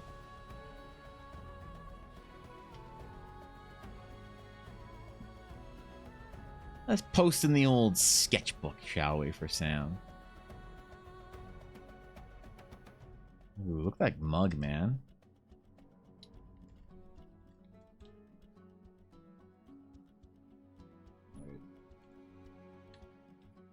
I had no idea Yuna was up here. Ella just got home. I had no fucking clue Yuna was in her bed. I don't know how long she was been there. I'm concerned. Oops, that's not it. That's not the right button. Complete. All right. Okay. New sketch. New sketch. Number 2. We're all warmed up, man. We're all warmed up. It's worth it for me, but I also read a book like every 3 to 4 days. Really good for non-super established authors. You won't find big names on it, but you will see a lot of options in the genres you like on it. Okay, maybe I'll jump in there, actually. Okay. Okay. Teams can remove some of the grind for souls upgrades on mats as well, and if we trim down being walled on bosses, or if we have less wandering and more guided tour, definitely closer to 20 to 40 on stream, depending on just what we want to do. I can get behind that. That's a good chunk of time then. That sounds like fun, actually. Okay, I will be right back. I'm gonna see what Ella looted, and then when I get back, sketch number 2. If you have an idea, we're doing locations today. Exclamation sketch. You guys know the drill, man. You all know the drill. I'll be right back.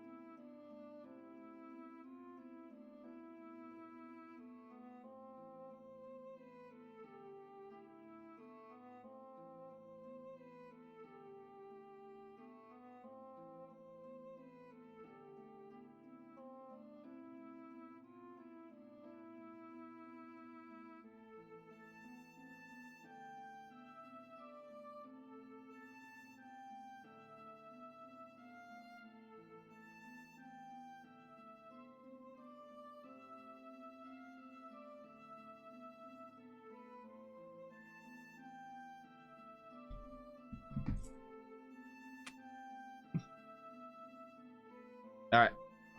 Went downstairs, inspected Ella's loot, pet the dog, complained for a bit. You know. All right.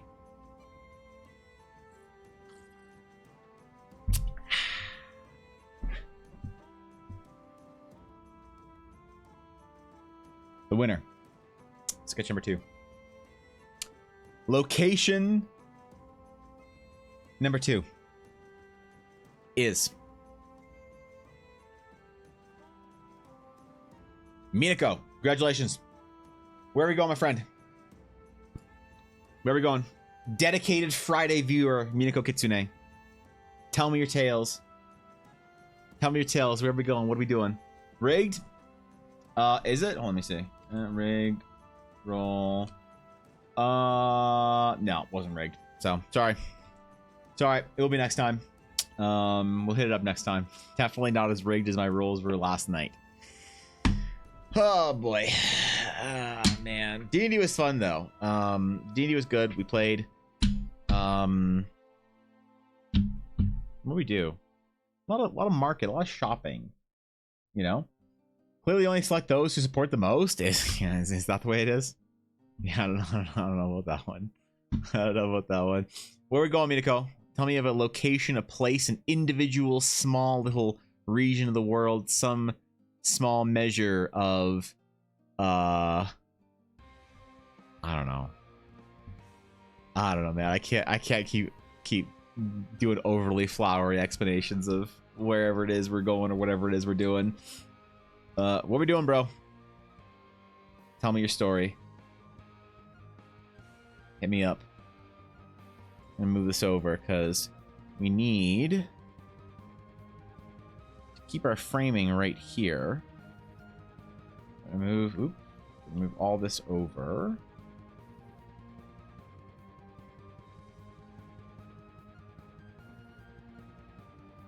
Right there.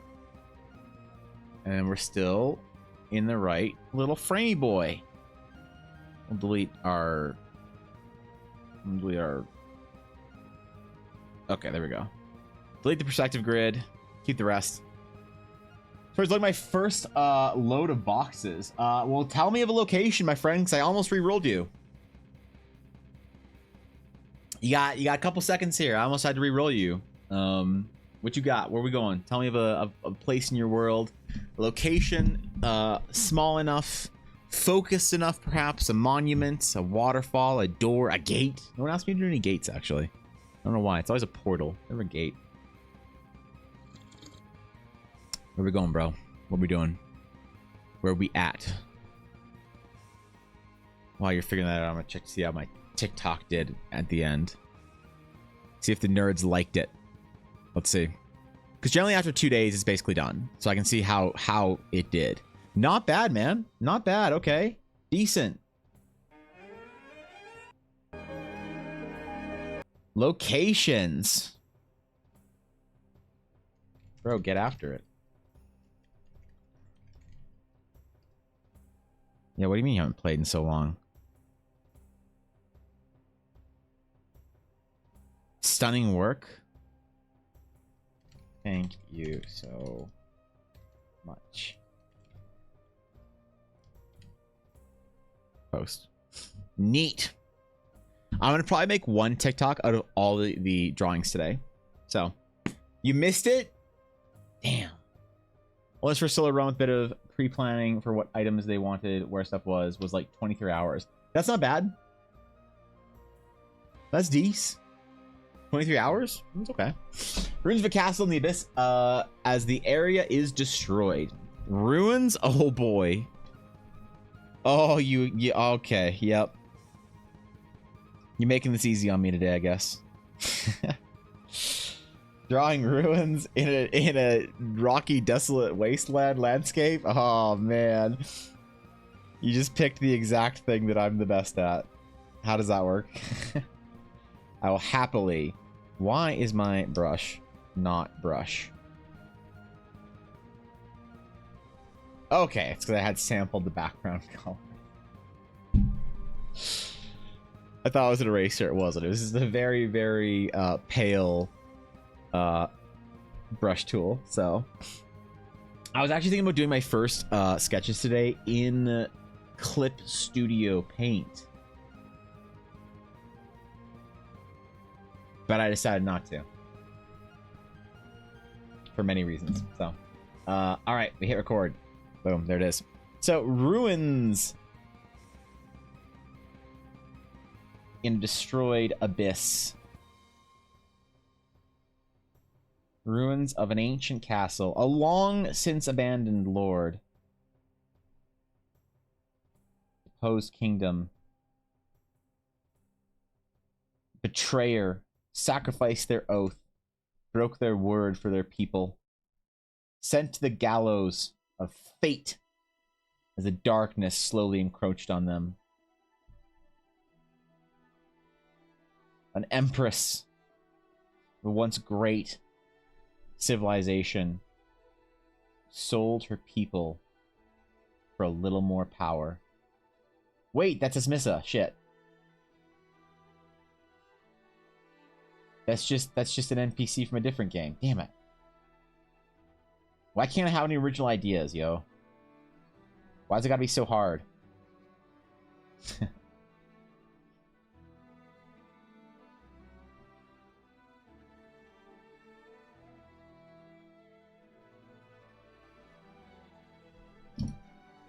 me just scroll up real quick.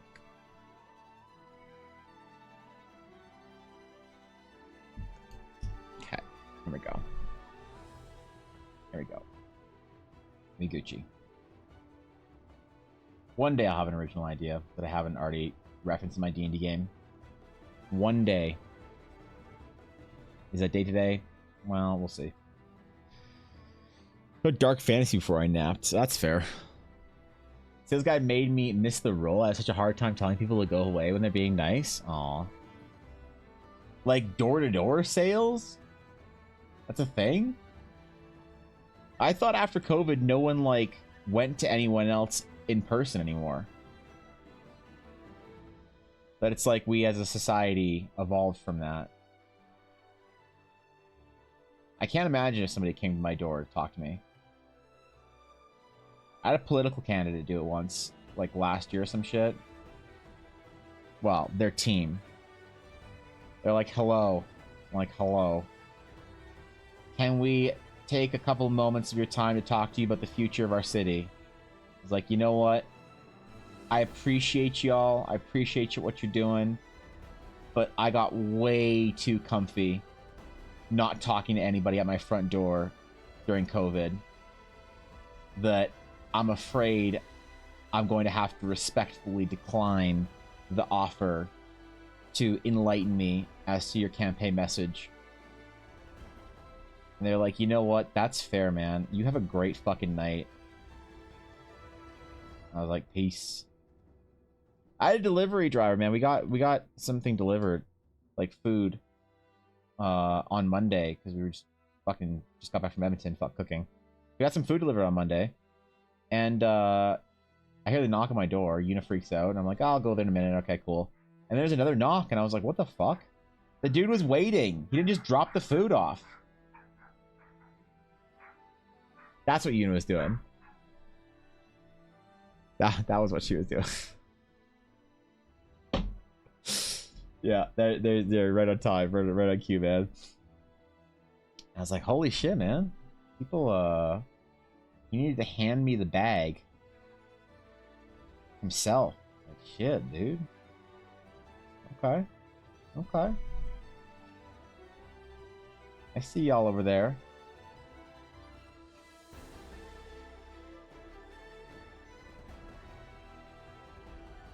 It was weird, though. I don't like it. I was uncomfortable. Selling windows, which in fairness, I do need to save money on my power bills. There you go. Get your ass some new windows.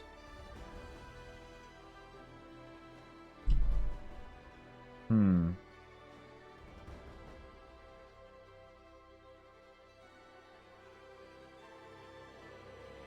don't know how I feel about that if somebody asked me for some time to potentially sell me windows.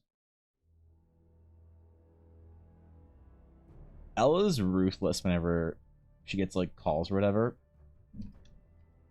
She'll just like hang up on people. I'm always like, my man. I ain't interested. I know you're just doing your job. I hope you have a great fucking day, but I'm ahead. Dude's always like, all right, man. You know?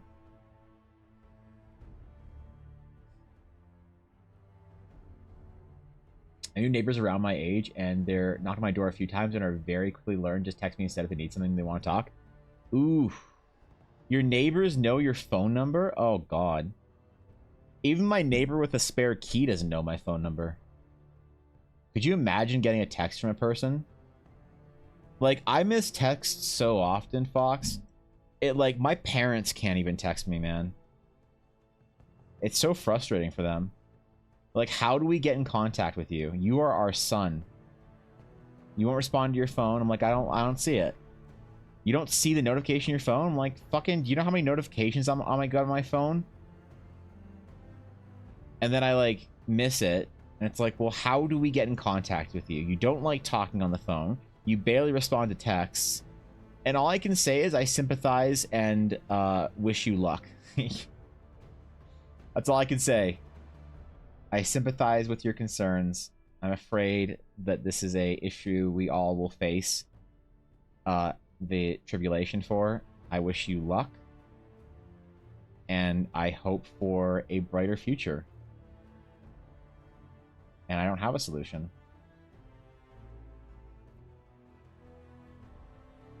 I try to be more attentive to my phone, but I miss shit, you know?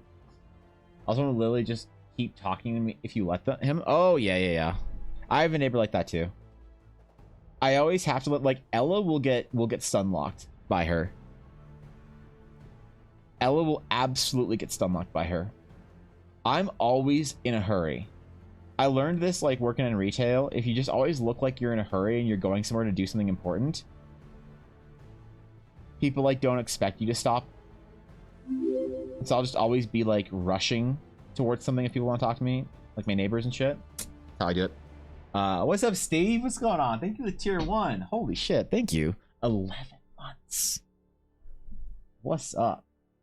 What's good? How you doing? Now, the former home to my ranger, her name is Irina Charlemagne. She happened to look like the princess of unflowing time and replaced her so she could get away from a tyrant of a mother. Wow, that's cool. Dope.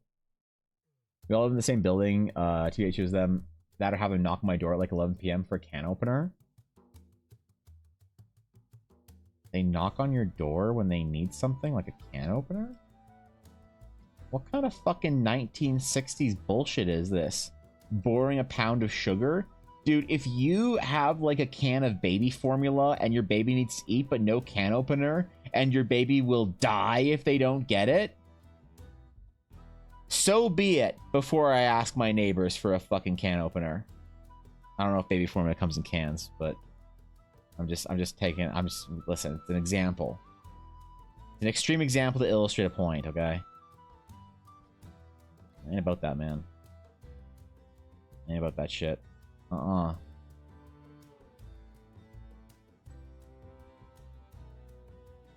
to be fair, all my neighbors around me that all live like on my street and shit, they all know that I'm a bit of a recluse. And they think that I do some shady things, honestly. One of the guys was like, yeah, man, I always see you out here just chilling. Just doing your thing, just walking your dog at like, you know, the middle of the afternoon. I'm like, oh yeah. He's like, so when do you like you work night shifts? I'm like, nah, man, I work from home. He's like, oh, you're remote? I'm like, nah, man, I work for myself. He's like, oh, didn't want to ask. I'm like, you think I sell drugs, don't you? Yeah, you do. Yeah, you do.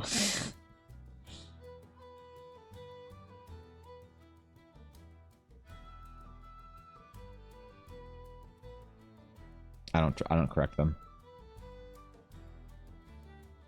I don't correct any of them because I've worked from home for the last like 9 years, maybe ish. Neighbors on one side are my grandparents. That's adorable. So we always have an ear out for if they need anything. The rest of the neighborhood is meh. A few of them I like, but mostly older people and families. Everyone that our age is working all the time, so we never see people our age. That's fair. That's fair. I feel like I need to try to harder to be part of like a community, you know? Like I got no sense of community in my life, right? And like the largest predictor of a long life, more than smoking and drinking, obesity, heart disease, anything like that, the largest predictor of a long life is actually the amount of meaningful social connections you have. It's an interesting study. I forget where it's from, but it was in the last like couple of years, over a couple of decades. It's very interesting, like science shit.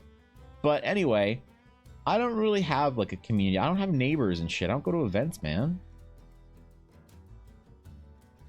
Like Ella has some friends, right? We have some friends, primarily Ella's friend, another vendor at markets, and they want to play D&D so bad. And they're like, we got 2 friends in addition to us that want to play D&D. We could play D&D. It'd be great. We all play in person. We'll all hang out. We'll buy some sodas. We'll just you know, kick back, relax, play some Dungeons and Dragons. They're really excited, enthusiastic about it. They're like, you got your own world and your own homebrew. That sounds fucking legit and lit.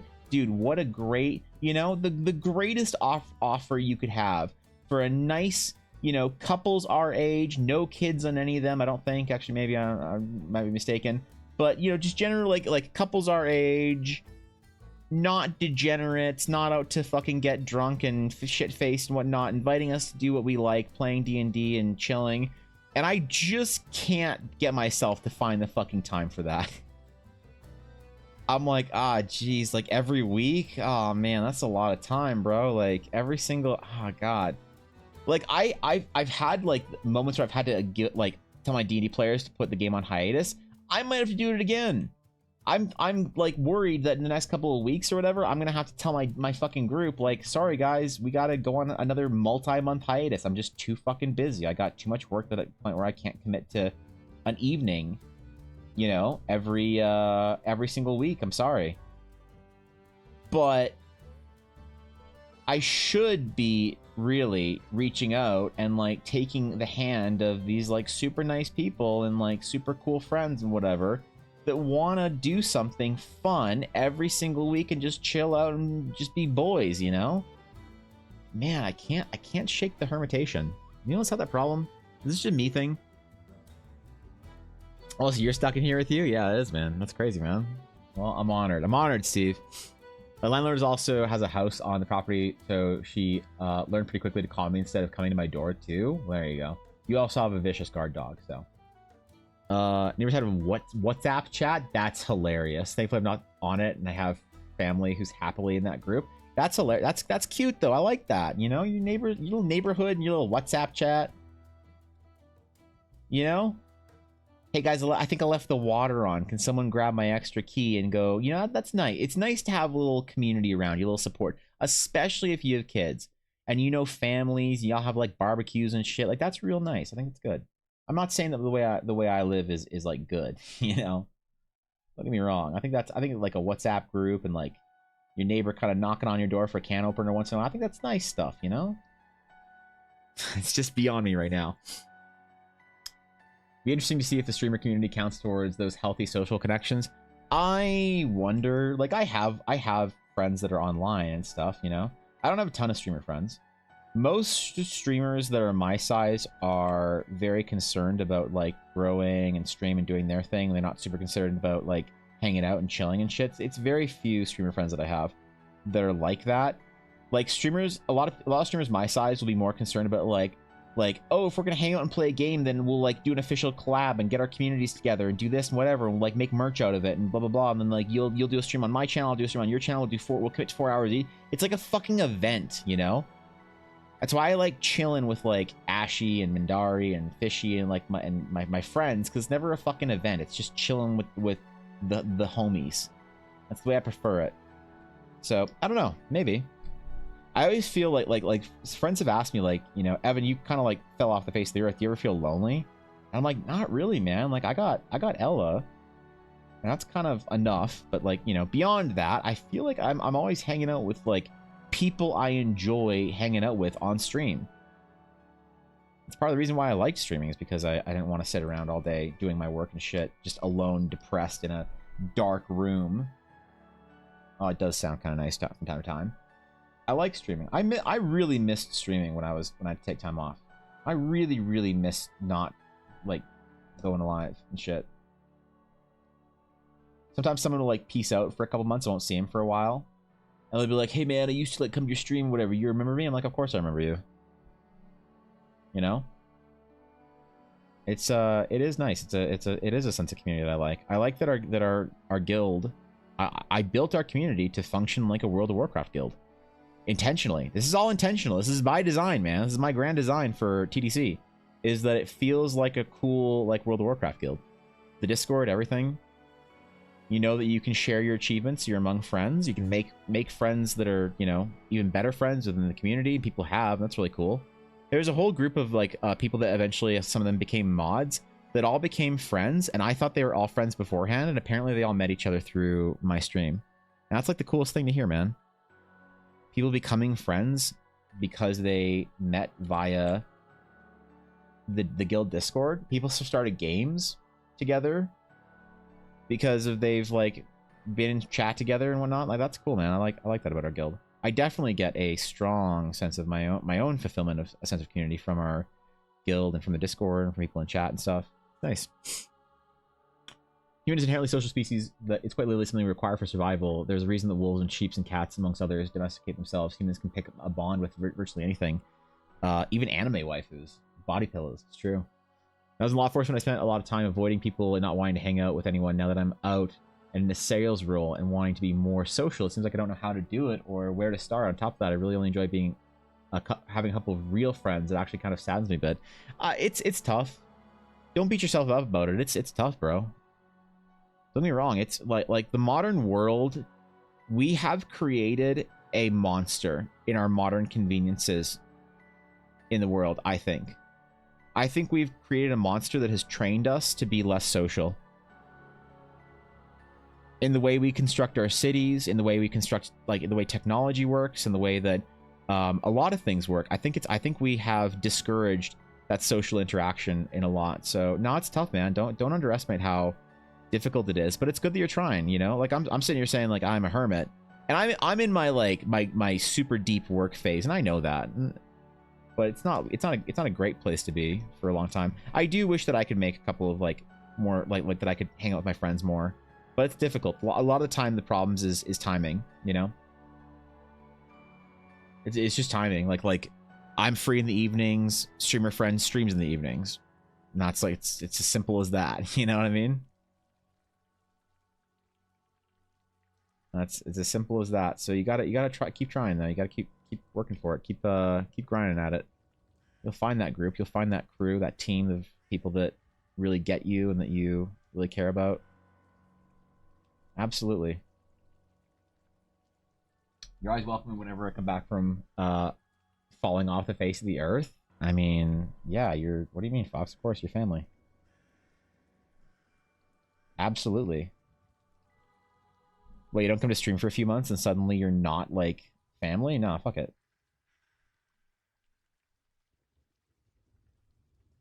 Yeah, what do you mean, bro? Alright. Alright. We're on 18 minutes of this. We're making good time to do a lot of cool detail for this, hopefully.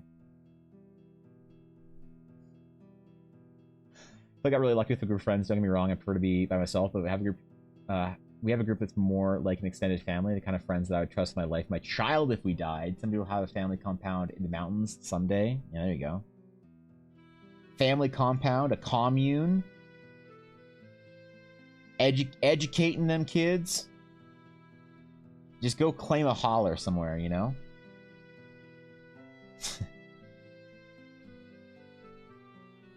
Couple generations, you know? We'll see what happens.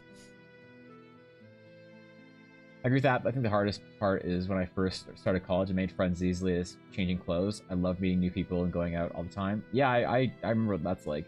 Found a police work and it just changed me so much. I want to go back to how I used to be. It's just difficult.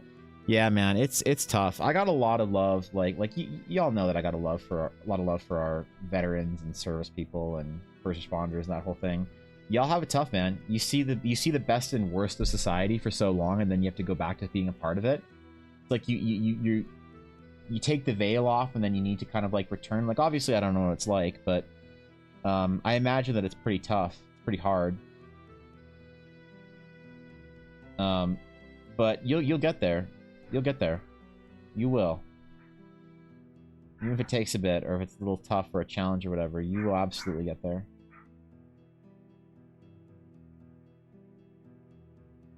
Just don't recommend buying a Yorkie. What the fuck is your problem, man? Ella, do you not have the TV on downstairs? Sometimes if the TV's on and she hears shit on the street or whatever, she doesn't freak out and bark. She needs like some ambient sound in the background or whatever, you know? Dog things, bro. Dog things. She's out there being a little guard dog. I heard the most ferocious growl bark at someone at night the other day. We're like walking down, doing her little like late night outing, come around the corner in the forest. There's like a dude there walking. Una certainly didn't see or hear him. I didn't see or hear him, and I'm like, oh, hey, man. Guy just, like, smiled and nodded, and Una, like, argh. Like, started backing up towards me and growling and shit. I'm like, what the fuck? You're not a guard dog? What are you doing? She protect, man. She protect. She only does that if it's at night, weirdly. Like, she will never growl at people or whatever if they come close to her. She'll, like, avoid them. She's still pretty anxious and shy. She'll avoid them if they come near her or us or whatever. But if it's nighttime, weirdly, that's when she'll get growly. Not aggressive, just like guarding or whatever, you know? It's kind of cute. It's probably not a good thing. It's like for 8 years, 90% of people I encountered would tell me they wanted me to die, or they wanted to kill me, or they just hated me because of my uniform. So you get to where that's all you see in strangers. It's weird to explain. Nah, your mind builds what it needs to survive. It does.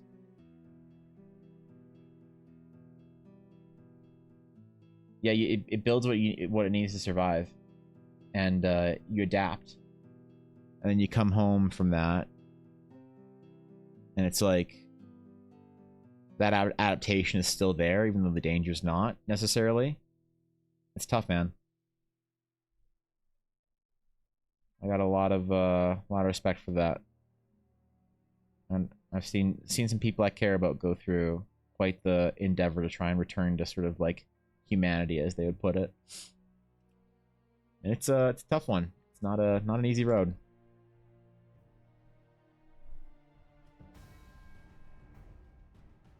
Not an easy road. Never is, though. But yeah, I think maybe I should take this group of friends up on a little D&D game for the summer. I think that if I start a new D&D game ever, I need to place the expectation that I am signing up for a certain period of time. Where it's like, I'm super happy to start a new campaign, we can do a thing, have fun, whatever, it'll be dope. And let's play for the summer. Let's play till like September and whatever, and see what we're at then. You know, I think the biggest mistake that I've ever made in my D&D career with D&D groups is just sort of like saying we'll play D&D until further notice. Because sometimes a group will like be really into it and I kind of won't. And like, I'm willing to like sit through a D&D game and like give people a good time and have fun for a while. But like, I don't know. Sometimes certain D&D games or D&D groups are very exhausting to be a part of. You know? Like, I don't want to... I feel like an asshole, but I feel like I kind of don't want to play with people who aren't engaged anymore. Is that me being a dick? Like, I'm willing to, for y'all to be like, yeah, man, like, you know, people are like that, and if you're not understanding, you're kind of the asshole here. Like, just, you know... Like, I'm willing for that to be the case.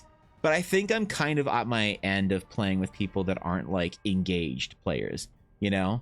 Like, I'm just exhausted from trying to every once in a while, like every 20 or 30 minutes, be like, oh, has this person not said anything in a while? Okay, let me prompt them to make sure they still feel included. You know, and if somebody isn't, like, engaging, I kind of like, why are we playing? You know? Maybe I'm just, I need like a refresh or whatever. But I should try it. I should say like, hey, yo, let's play D&D for like a couple months and see what's up and have some fun and chill out and whatever. And then, you know, if I'm not feeling it, if I'm just chilling, if I'm ready to move on or do whatever in a couple of months, then there's no expectation to play for any long period of time. I'm sure people would be happy about that, you know? People who want to play D&D, willing to do that. I feel like a lot of people want the campaign, the Critical Role campaign. They want the emotional 4-year campaign where everybody's crying at the end and shit. You know? Everybody wants that, or at least they think they want that. And then you're like, yeah, man, I was super happy to play for like a couple months. It's like, but my story, my character, I'll never be able to finish their backstory. It's like, okay, shit. Fuck, I think I accidentally set up expectations that weren't realistic. You know what I mean? Thought you meant engaged to be married? Wait, what? What did I say? Shit. Maybe I misspoke. I don't know.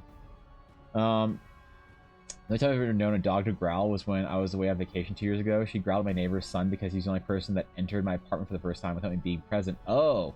Only because he was at school when I brought my neighbor and her other son went to show up the dog. They were allowed. Oh, I see. So she didn't know it. Right. Yeah, that's I'm about to go take that dog and transmute dog into felt hat right now, okay? If she doesn't fix her shit. She's supposed to be tired, man. She played all day and then she had fight with me this morning. We had fight with a toy and then she found her ball and then we had fight with a ball for another 20 minutes before stream. I was like, I don't have time for this, Yuna. And I was like, wait, why am I in such a rush to not play with my dog? There'll come a day when I will desperately wish I played with her more, you know? I decided to just stop whining and play with the damn dog, you know? You notice how more Evan talks, the more words he says? Yeah, is that a problem? Shit. I gotta get on that, man. Yeah, you're right about that. That happens, man. That happens. I don't think so. You see that you have better options and are looking for better experience and base standards, especially if you value time as much as yourself.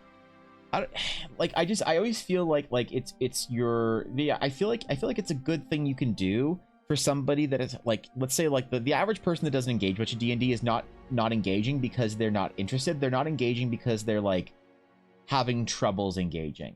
And I try to always be like very understanding of that and try and help people and make them always feel comfortable and welcome at my table and stuff. But I kind of just like a little bit tired of it, you know? Like it's just exhausting to have. Like it's more work to deal with a player that is either over engaged and like won't shut the fuck up and let anyone else do anything, or a player that's unengaged and says 4 things an entire session.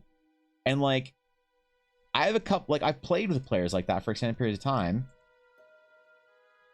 and a lot of them I'm like, hey, are you having fun? Like, are we good? You say nothing in our D&D campaign. They're like, oh yeah, I just enjoy being there. And I'm kind of like, okay, well, I don't know that, you know, because you're just not saying, right? Like maybe I've just had a lot of that recently because I've been playing a couple games with different people and whatnot. And my tolerance is just low. I don't know. But it makes me feel like I'm failing people that want to be part of your game. Because like I don't expect anyone to be a good role player, a good D&D player, a good anything. The only thing that I expect is for you to want to be there, you know? And so if somebody is having a hard time because they're more socially, you know, awkward or shy or quiet or whatever, I don't want them to feel like they're not welcome at the table. But like, damn, bro, it's hard sometimes. So I feel like the asshole with it, did you? Do you want to play with people who aren't engaged? Oh, I see. Okay, yeah. Yeah, what I meant was engaged with the game. You know, she's had never been in the apartment for. Oh, right. Okay, yeah, that's what I meant. Never, you mean that setting, I guess, you know? What's good, Nick? How's it going? Is it landscapes only? We're doing landscapes. We're doing castles and kingdoms. I was going to do characters this week for the grand return of these, but I messed up. I messed up and didn't make a Twitter post yesterday. I was going to do it during stream yesterday, and I just kind of got carried away with our project and chilling. But I didn't actually do shit, bro. I let everyone down. And so now we're stuck doing mediocre landscapes. Where I'm ruining beautiful ideas and beautiful worlds by smiting them into mediocrity or some shit, I don't know. You notice the more he streams, the more he talks and says even more words? Is that how it goes? Dude, my voice over the past week has been needing to recover. Like, man, getting back into streaming and talking all day, whew. I feel really good today. Actually, I'm perfectly fine. We'll see how I feel in another 2 hours. But Yesterday was okay. Yesterday was better, but like Tuesday, Wednesday, my voice at the end of stream was fucking broken. I was not okay. You talk a lot on stream, I find, so. But at this point, I'm sure that you can easily tell the difference between someone who isn't trying and someone who is. But that's the thing. The reason why I say I'm an asshole, Viddy, is because it doesn't matter to me anymore in a way, or it hasn't mattered to me. I'm just frustrated with someone's inability to be engaged, and I shouldn't be. I should be happy that they just want to be there, even if they can't engage, because they're just like not socially whatever at that time. And I'm kind of like thinking, it's just like, man, like it doesn't matter, like you know what I mean? That's why I feel like an asshole, because like I know that the people that like I play with or whatever that aren't very engaged want to be there. Players that want to do it, basically everyone I've played with in the last year or so, or a couple of years, that have been quieter players have all desperately wanted to be engaged. It's just like I don't have the stamina as a GM anymore, or now, or whatever, socially, to just be consistently engaging with someone, like being the only one that is the one that's solely responsible for if they engage with the game, is what I mean. Whether it's there, whether they want to be there or not, it's just like tiring after a while or whatever. But I feel like an absolute asshole. I get it, you don't want people that don't engage, and you don't want people who engage too much. You need to find someone that matches how much you want to engage, or similar D&D libido. Yeah, I think it's important to find that. With people, I find that it's very rare to find a player that is too forcefully engaged with the game. Most people are most people who err on the higher end of engagement, like Fishy, are pretty are not just pretty good, but like doing great. It's a lot harder to engage too much with the game than it is to engage too little, what I found in recent years with adults, I guess. Definitely when you're trying to manage a group of high schoolers, when you're like, 17 years old and you're playing with the other friends in high school, them doing too much is a problem. Like, I'd learn how to police my D&D group socially so that they'd shut the fuck up and let other people have a turn, But as an adult, it's way different. It's like trying to get these like burnt out millennials who are tired from their meetings that day to actually want to say something and contribute to the D&D game without me like prompting them. One thing I've stopped doing though is I've started just not moving the story forward until they do. And it takes a couple of silences in the D&D game where I just sit back, they're like, hey, should we go to the castle to talk to the countess? And someone else is like, that sounds like a good idea. And I'll just fucking wait. I'll lean back and I'll just wait.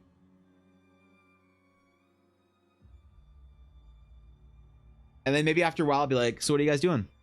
Like, oh, well, we said we're going to the castle to talk to the countess. I'm like, oh, yeah, I thought you were just talking about if you wanted to. Like, oh, yeah, should we, guys? Yeah, let's do that. Okay, we go to the castle to talk to the countess. I'm like, okay, great.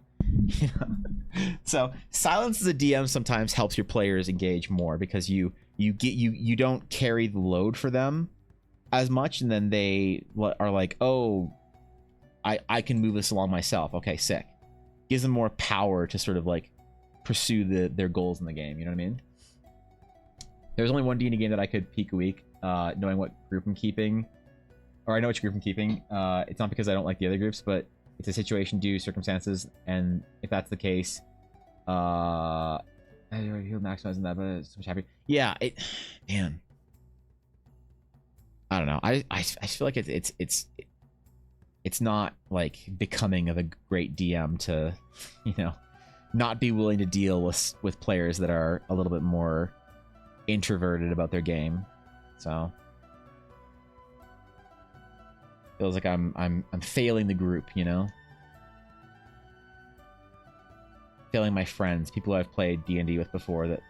So I'm really concerned. It's like you want to go play with a new D&D group, a new group of friends that wants to play D&D with you, and it's like, how is this gonna go? What if we really don't mesh? And then I'm like, well, that was fun, but I don't really want to play with you guys anymore. I love you all as people, but not as D&D players. So I think the important thing to do is to set that timeline, to set that time limit of like, yeah, I am signing up for a summer of D&D with this group of friends, and it'll be awesome, and we'll have fun. And if it's exhausting and tiring and I don't want to do it anymore, then we don't have to do it, and it's fine. I think that's the way to do it now, is when you're starting a new group, is to set a kind of timer of what you are willing to give and sit through if it's a game that exhausts you or whatever, or that you're not particularly enjoying. Because, like, I will sit through a game that I'm not particularly enjoying. If my players are having a lot of fun, I get a lot of reward out of that. But doing that for a long period of time, that's more difficult. But I also think that one of the solutions is actually adding more players. So if you're having problems with your group engaging, I think adding more players in is the solution, right? It's like you look at your group and you're like, okay, I've got 2 players that engage, 3 players that don't. So I really only have 2.5 players. So I'll add another 2 players in. And then suddenly you've got 7 players. It's like, ooh, that's a lot. But you've really only got 4.5 players that you need to like manage during a D&D game. That's totally manageable. My player doesn't talk too much. He's a good friend, and I don't know if either they're just happy not to talk much or if they are there because they want to hang out with me. I'm happy whichever it is. Yeah, which is again why I say that I feel like the asshole here, because it's just tiring, you know? And it shouldn't be. It should be fulfilling and whatever regardless, but it's also to me like one of those things where it's like I think that like any problem in your D&D group as the DM you can fix. It's not your problem or your fault, but you are uniquely qualified in a way that the rest of your group isn't to fix the problem. And so I find sometimes that if you have a player that's unengaged, sometimes it's like, well, what can you do as the DM to change that? But it feels, you know, bad when you're just too tired to do that for them. When you're at your end of helping a player out, like you've failed them and your group or whatever. I don't know.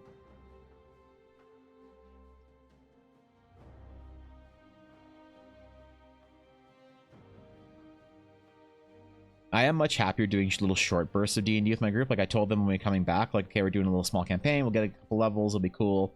And then we'll play for a couple months. It'll be rad. And it'll take more time off until I'm like ready to go again. They're like, sure, man, like whatever you need. They're disappointed. They want to play more, obviously, which is great. But it's nice to know they're just like chilling. I'd say that would be valid for someone.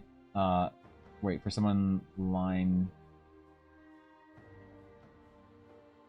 Wait, what? That valid for someone like like the playmat who's pro DM for hire, but what is that you want out of DMing? Yeah, I don't like the DM for hire model. I've done it a little bit. And I don't like being sort of like like I'll do it, but the problem is that I'll happily do it, but I find that what people are willing to pay for DMing versus the time it takes to do it is just super not worth it anymore. So I stopped doing it. But it was fun. I actually like that. And I like the like I'm fine with that responsibility. When somebody's paying for their D&D game, it's like really cool.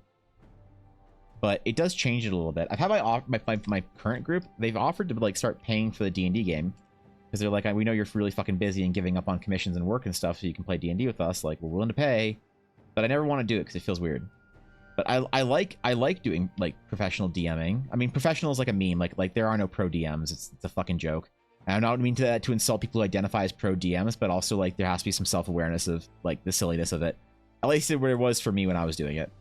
But it was fun because I'd also do like art and shit for them, and it was dope. It was dope. Like people when they're paying for their campaign and they're paying for art and everything to go along with it, they really fucking appreciate the game. Not saying that players don't, but like it's just like a different sort of vibe, which is always really fun to see. They're there for like every second of it. They're super into it, super engaged. They don't just want D&D to happen to them. They're like, we all paid like $400 for this game, so you know, we got our art, we got our tokens, our custom maps or whatever, and they're in it, you know? They're in it. By the way, different topic, I just want to say that Kendrick Lamar concert a couple of days back, insane. Honestly, I have no idea who Kendrick Lamar is. I know, like, in theory who Kendrick Lamar is. I have never heard, I couldn't attribute a single song to Kendrick Lamar. I know there's been disses and Drake and, like, people talk about how he's, like, their greatest of all time and whatnot. But he's always eluded me. I've never heard a single thing that he's produced. And I feel like I'm probably missing out, so. Probably missing out pretty bad.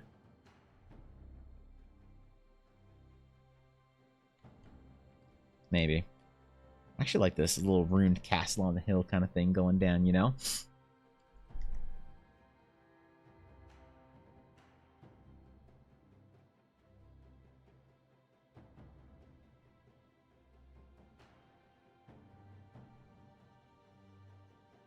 Little clouds in the background. There's something nice about the like 21 by 9 sort of like landscape mode that you can like get into, but once in a while,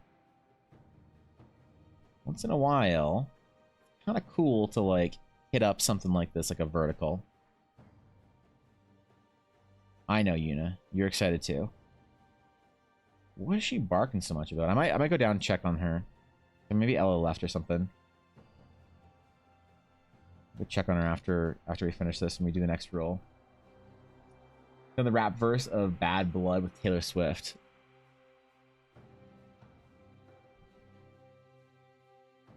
I can't think of the rap verse. I can only think of the chorus of that song.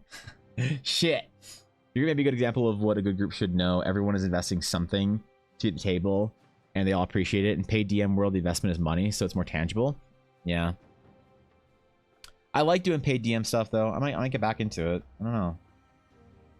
I just found that like as my price for art increased, people were less and less willing to pay for it alongside the DMing stuff. And if I'm not making my own art, it just feels like kind of weird. That's part of the experience. Like one of the most expensive commission projects I've ever done was I did a 2-session thing for a group, a little adventure. It's supposed to be 1 session, but it took 2, and I don't really mind. And they paid for art, and they paid for tokens and assets and cool stuff. It was a very bespoke little adventure. It was very, very fun for me to do. I enjoyed it thoroughly. I'd happily do that kind of work more often, but the problem is that, you know, I give them like a decent rate on everything because you're buying not just like 1 character commission, you're buying like 4 plus tokens plus a map and whatever and this and that and then the story and all that kind of stuff. And I just find it's just too much, man. It's just too much with like, you know, that was when I was charging like $120 for a character portrait, not 400. So I understand, but I miss it, I guess, even if it wasn't. Maybe I'll do it. I don't know. It'd be fun. It'd be fun.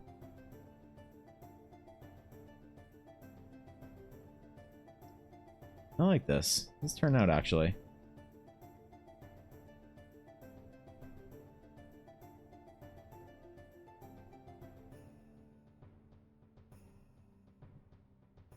Let's make a good TikTok. What is it? A 41-minute video? Yeah, anytime I can do something more zoomed out, it's always more detailed. Like I wish I could spend more time on Sam's, but I was already an hour and a bit into it. But this is the kind of way that I like doing locations. I should have zoomed out for his and done more of the like area around as well. Rip. 2 versions of Bad Blood, and the version with rap is definitely better. Fair enough. Fair enough, man. I'm pretty musically illiterate with a lot of the more recent stuff, and I don't say that with pride. A lot of nerds like to say like, oh, I have no idea what's going on with popular music. I'm into, and I like think they're like so cool because they're into like some indie shit or whatever. Nah, man. But I like legitimately am illiterate with like a lot of modern music. There isn't very much people like that I listen to. I like Post Malone though. I like Post shit. Besides that, there's not a ton, you know.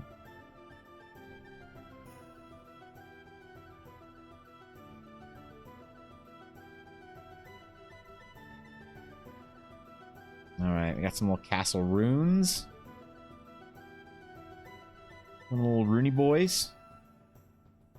That was a good one. Enjoyed that one. It's a fun little jaunt through a ruined apocalyptic wasteland with a cool little castle chilling on the rise.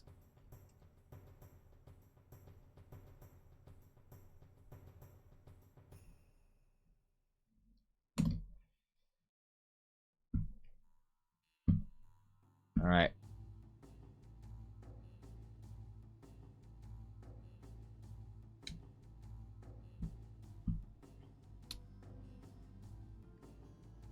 Boom. There it is. Number 2. Ooh, okay. Hold up. Emerges down. Did I do this right? Moment of truth? I did. I did it right. Thank God. Holy shit. Holy shit. Sarah, my knowledge of a lot of pop is from listening to the radio since I've not been driving as much. I haven't heard a ton of songs. That's fair. TikTok is allowed for the new talent to enter the music scene, but until they navigate the industry, we probably won't get a lot of new music from those. talented artist for a while. You think so? I don't know too much about the I don't know, the what do you call it? The pathway to the mainstream via like the sort of SoundCloud, TikTok, whatever scene as it is. But I think it's cool. I think it's cool people have all those opportunities. You know, it's always great for people who don't sort of fit into the industry or fit into that model, I guess, to get their chance to really showcase their glory. You know, I think that's a cool way of doing it. Because what's the alternative, man? What's the alternative? You're gonna just listen to the same corporate shit all the time, you know? Glad you like it, Miko. Glad you like it. That was fun. All right. Number three. I'm gonna go make sure Yuna's okay after we start number 3. So I might be back just after the timer is done. But for now, there it is. You have a sketch for number 3 today. Exclamation sketch. Y'all know the rules, man. Locales today, bruh. Okay, BB.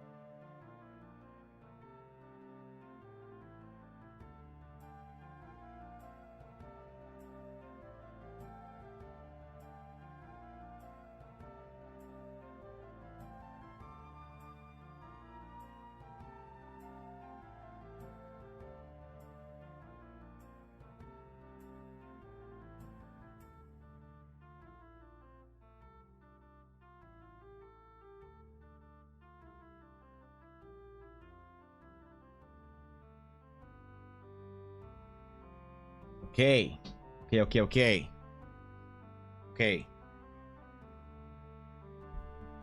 Back before the timer ended. See? All according to plan.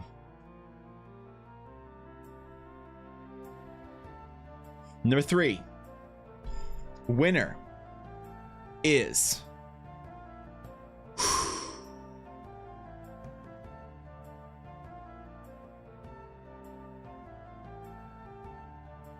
Ella Blackwood. All right, Ella, what would you like? What would you like, Ella? Tell me your tales. What thing from, I'm guessing, Eldara do you want to see? What do you want? What do you got? What do you got? Where are we going? What are we doing? Hit me. I'm ready. I'm ready. The Runes of Lesmere. Ah, fuck. Ah, fuck. Okay. No, it's gonna be sick. No. It's gonna be sick. It's gonna be sick. I'm so happy your phone auto-corrected that. I love that so much. Okay. No, this is a great request. This is actually really sick. Okay. The Runes of Lesmere. The party just arrived from there. So, ooh, I didn't end the recording. Okay. All right, that's fine. At least I didn't start the new one. Lore, please. The Runes of Lesmere, a small island off the west coast of Fort Wildwood, a location that has recently, up until recently, been a storming sand pit crater of nothing but danger, foul bones, and a place to drop prisoners for a grisly sunburnt fate. Lesmere, once a beautiful island, though, has fallen, and recently, as the dirt and soil has turned to sand and the dunes have begun to shift with the storm picking up, a small Eldari rune site has been uncovered. Large stones protruding from the sand, from the dunes. A place unknown to most of the astral traditions in the Shattered Sea, and archaeological, of course. However, a figure that you guys will all know as Zephyrin, who my party knows by a different name, has found acquired some information as to the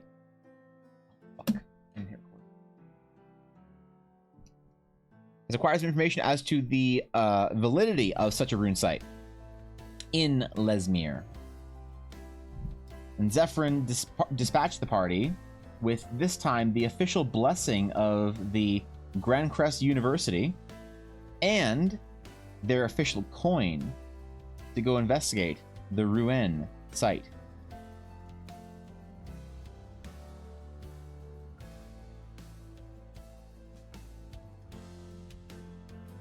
What they found down there was a tomb. A tomb for ancient proto-sages in the Shattered Sea. Place of great reverence. Like most of these sites that have been popping up in the Shattered Sea, built underneath the sacred Eldari gate stones from a crashed ring rune site. It seems to be that many of the leads from ancient Telarian sages in the west are constructed beneath these sacred Eldari monuments. This one is another of many. Now, interestingly, scholars, of course, in chat will know that astral sages do not construct temples at rune or in rune or around rune sites. They construct them near rune sites to preserve the integrity of the ruins and the runes found within the ruins. However, it seems like the ancient Aldarian sages thought differently and somehow made use of the sites. Perhaps they simply built their temples there, close to their power sources, reverent of them, with an ill-conceived idea of respect for the sites, digging out great pits underneath them to construct their places of worship and magic practice. Or maybe there's something that they know that modern sages don't know about using and channeling the great magics of the Eldari in some sophisticated way. We will need more evidence on these matters. So I will be sending out more members of various trusted adventurers guilds to investigate these sites and bring back any evidence of the ancient Eldarians. Even better, of their knowledge of sagecraft. Knowledge to which has gained the attention of the Astral Sage orders in the Shattered Sea, obviously, but even those abroad, including Star Speaker Ariel herself, who has recently been seen in Grand Crest City for a summit, an event of sorts, before the blessing of the Runewind Festival in a few weeks in the eastern part of the Shattered Sea. Strangely, the maniacal Alabaster Consortium has also been making moves. Is it connected? Or do they simply feel like their grip financially on the great centers of power within the Shattered Sea is strong enough that none can dispute their rule? We'll see.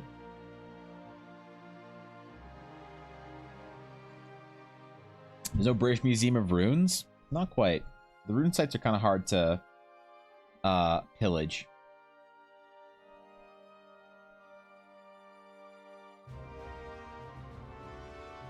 Societies and cultures that have their runes spattered throughout the land, sure. But Eldari runes, they're made of a kind of a unique blackish stone that kind of courses and thrums with power and is very, very difficult to destroy. It's very difficult to chip off. It's very resistant to damage of all kinds, to magic. Honestly, most people who find little chunks of Eldari runestone find it on the ground excavated near rune sites from some previous destruction of them. Now, of course, no one would think of damaging an Eldari rune site. Not in today's day and age, lest you earn the ire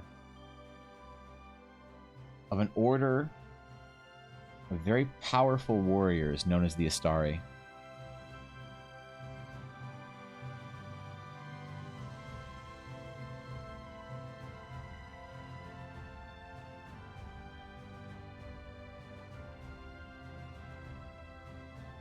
Many have tried. Many have tried. But that's a story for another day. A story nobody cares about. This dumb, silly lore for a stupid, made-up fantasy thing. My players don't want to hear. Why? Because there's coin and glory at the other end of that well. So damn it, I'm jumping in. I don't care what the lore is, Evan. And I say, yeah, yes, ma'am, I'm sorry.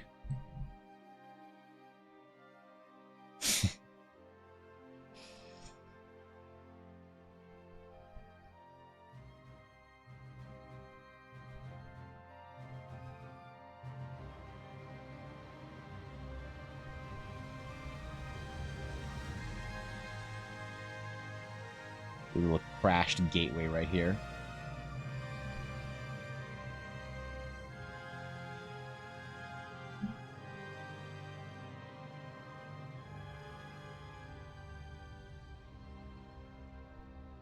Thank God Elle asked me to draw runes, man. Holy shit, all this architecture y'all been getting me to do recently. Man, I want a building, I want a building. Nah, man. I just want to draw rocks and shit and broken trees. I've enjoyed the diversity, honestly, of requests today. Some rune sites, an old castle, a fair tavern. What I need to do is I need to actually draw a couple of inns. I was reminded by Sam's request. I need to draw some of the, I think the inns, especially the interiors, are very important to player vibe for the experience. Because you'll spend a lot of time at the inn, probably. Maybe not a lot of time in game, but you'll return to the inn often. You'll go to the inn often as a player, I think. And it's always a good idea to have sort of a vibe check for what kind of stuff is there, what kind of shit you can get into. Kind of cool food and whatever you can find at the inn. Kind of people. So I was trying to describe, maybe I over-described the inns a little bit. I don't know if you guys noticed that for any of you that watched the game with Fishy. But I try and paint a very, very clear picture of the inn, the people that are in there. Because I want you to want to return back there at the end of the day. To view it as, like, home base while you're in a city. Or perhaps a place of great danger. Which is also legitimate, I think.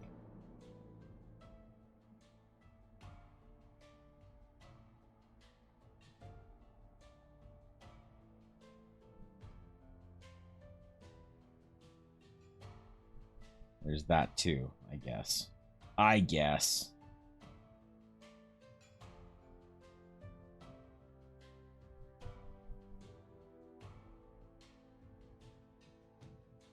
And we'll see what the videos look like for all three of these at the end. Do little speed up versions to see how they compiled, you know? It's always my favorite part of this, with like recording videos for my process now, is seeing the super quick version. Because it's always funny, because like before, it's like it all seems pre-planned when you watch a video, like it all kind of comes together. But so often I have no idea what everything's gonna look like at the beginning. That's cool when it kind of like comes together like that, and you're like, oh damn, that worked out.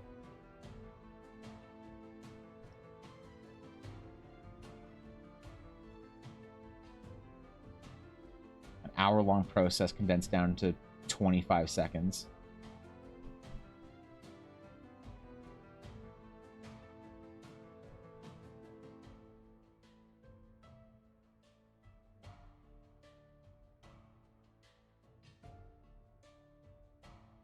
Just some little foot steppies. I found a bit of difficulty with bars and taverns with online games. In person, you could say it's like local bar name here. People will know immediately what I was talking about, and I need to be descriptive. Yeah, interesting. I like it. I think that there's like definitely a homey vibe that you can kind of like. For me, it comes from a World of Warcraft player perspective, I guess. The taverns for different people that you'd find all around Azeroth all feel very different, but very like homey. So sometimes I just kind of use that kind of, not description, but like that as kind of a guidepost myself of like, what did I feel like the first time I went to Northrend and I went in one of those like taverns? What do I want out of a tavern? What do I like out of it? I want it to be like warm, and there to be a you know, a glorious hearth, and I want to smell of fresh baked breads or exotic spices. Do I want my players to feel like the place is recognizable, or is it somewhere strange and new to them? Does it sort of have a tropical theme inside with plants and gardens and open sort of like roof court? Or do I want it to be more like a traditional kind of, you know, traditional tavern that you would find in any Lord of the Ringsian story? And, I don't know, I like it. I'm trying to avoid those kind of real world descriptions too, even if like I'll describe something I like a real world place. Like when I make like a tiki bar or some shit like that, but I won't ever say it's kind of like this, because then I feel like it takes players out a little bit. At least mine. They like to be lied to. I don't know if that's moral or not, but I recently used this is the Cracker Barrel of the village, and it worked great. What the fuck is Cracker Barrel? Isn't that a cheese company?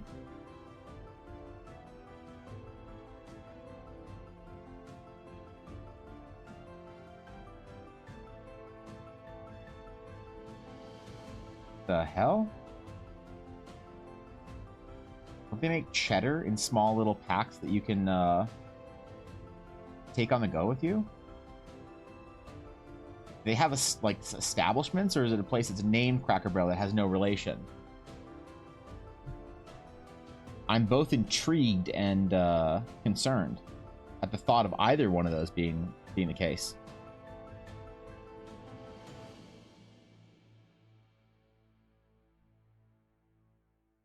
The chain of Southern Comfort restaurants that you find along highways in the U.S. They also have general stores attached to the restaurants. That's cute. I like that. Does this place look like a fucking Golden Corral? Is that the kind of Cracker Barrel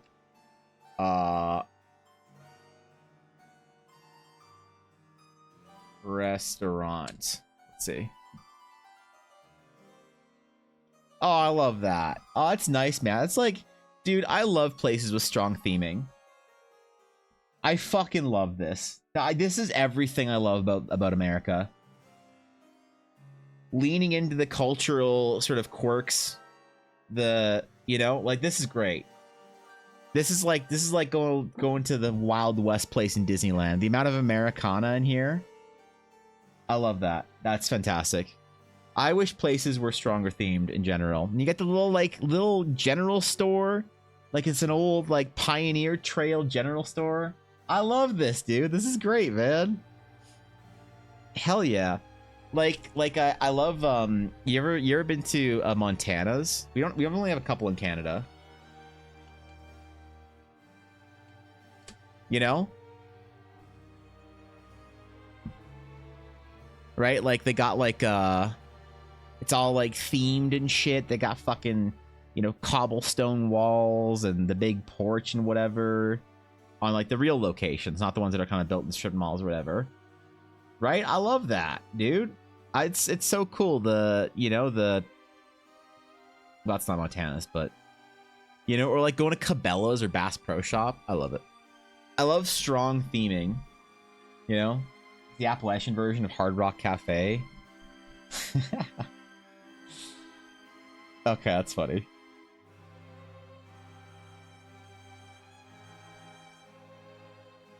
All right, yeah, that's good. Okay, I support that.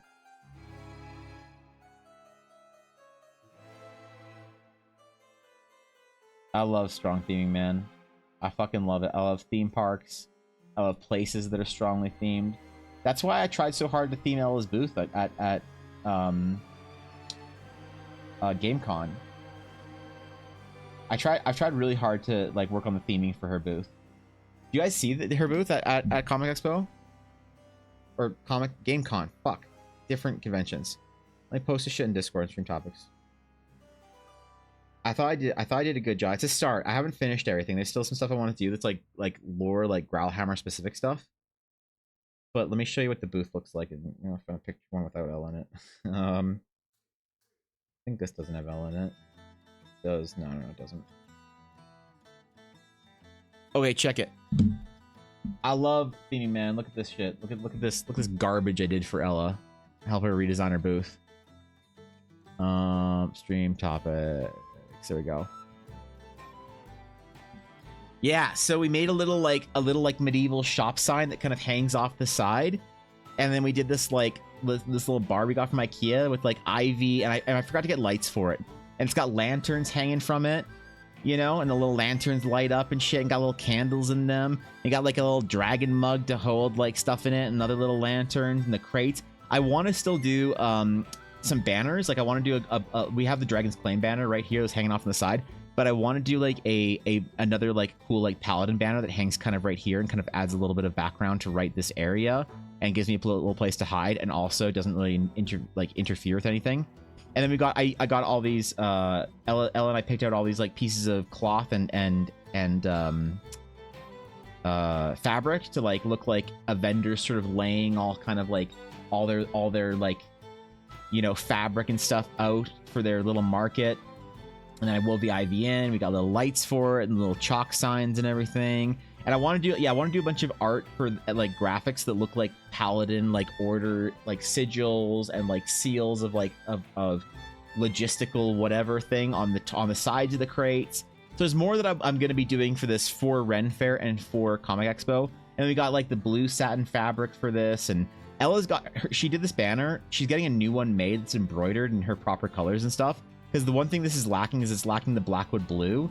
There's a little bit of it here, but it's lacking. I mean, this was a very easy thing to get done. We forgot her banner for the back too. We actually didn't forget it. We couldn't find it. We still can't find it. We have no idea where her fucking $100 vinyl banner is. So that sucks. But regardless, I want to get like another vinyl banner for like back here and do some other stuff and whatever. There's more I want to do. But I love theming, dude. Like theming's fun for me. It's that shit's like, it makes everything better, you know? Like so much of like so many stores and so many things and restaurants and whatever, they're all themed and decorated to be non-offensive and non-intrusive. And I think that's such a shame, man. I love cafes that are kind of kitschy and weird and whatever. And I love, you know, stores that are themed well. And I love going to Disneyland and being around the theming and shit like that.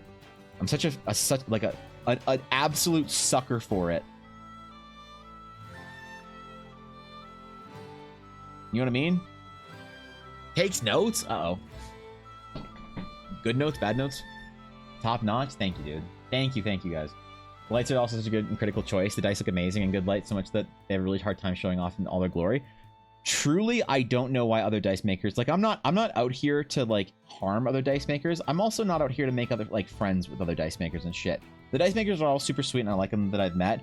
But I've never, like, I see really bad tables that dice makers have. And I know it's hurting them. And one thing I never understood is dice makers that don't put fucking lights on their dice. And guess what? Ella was the only one at the convention with lights on her dice.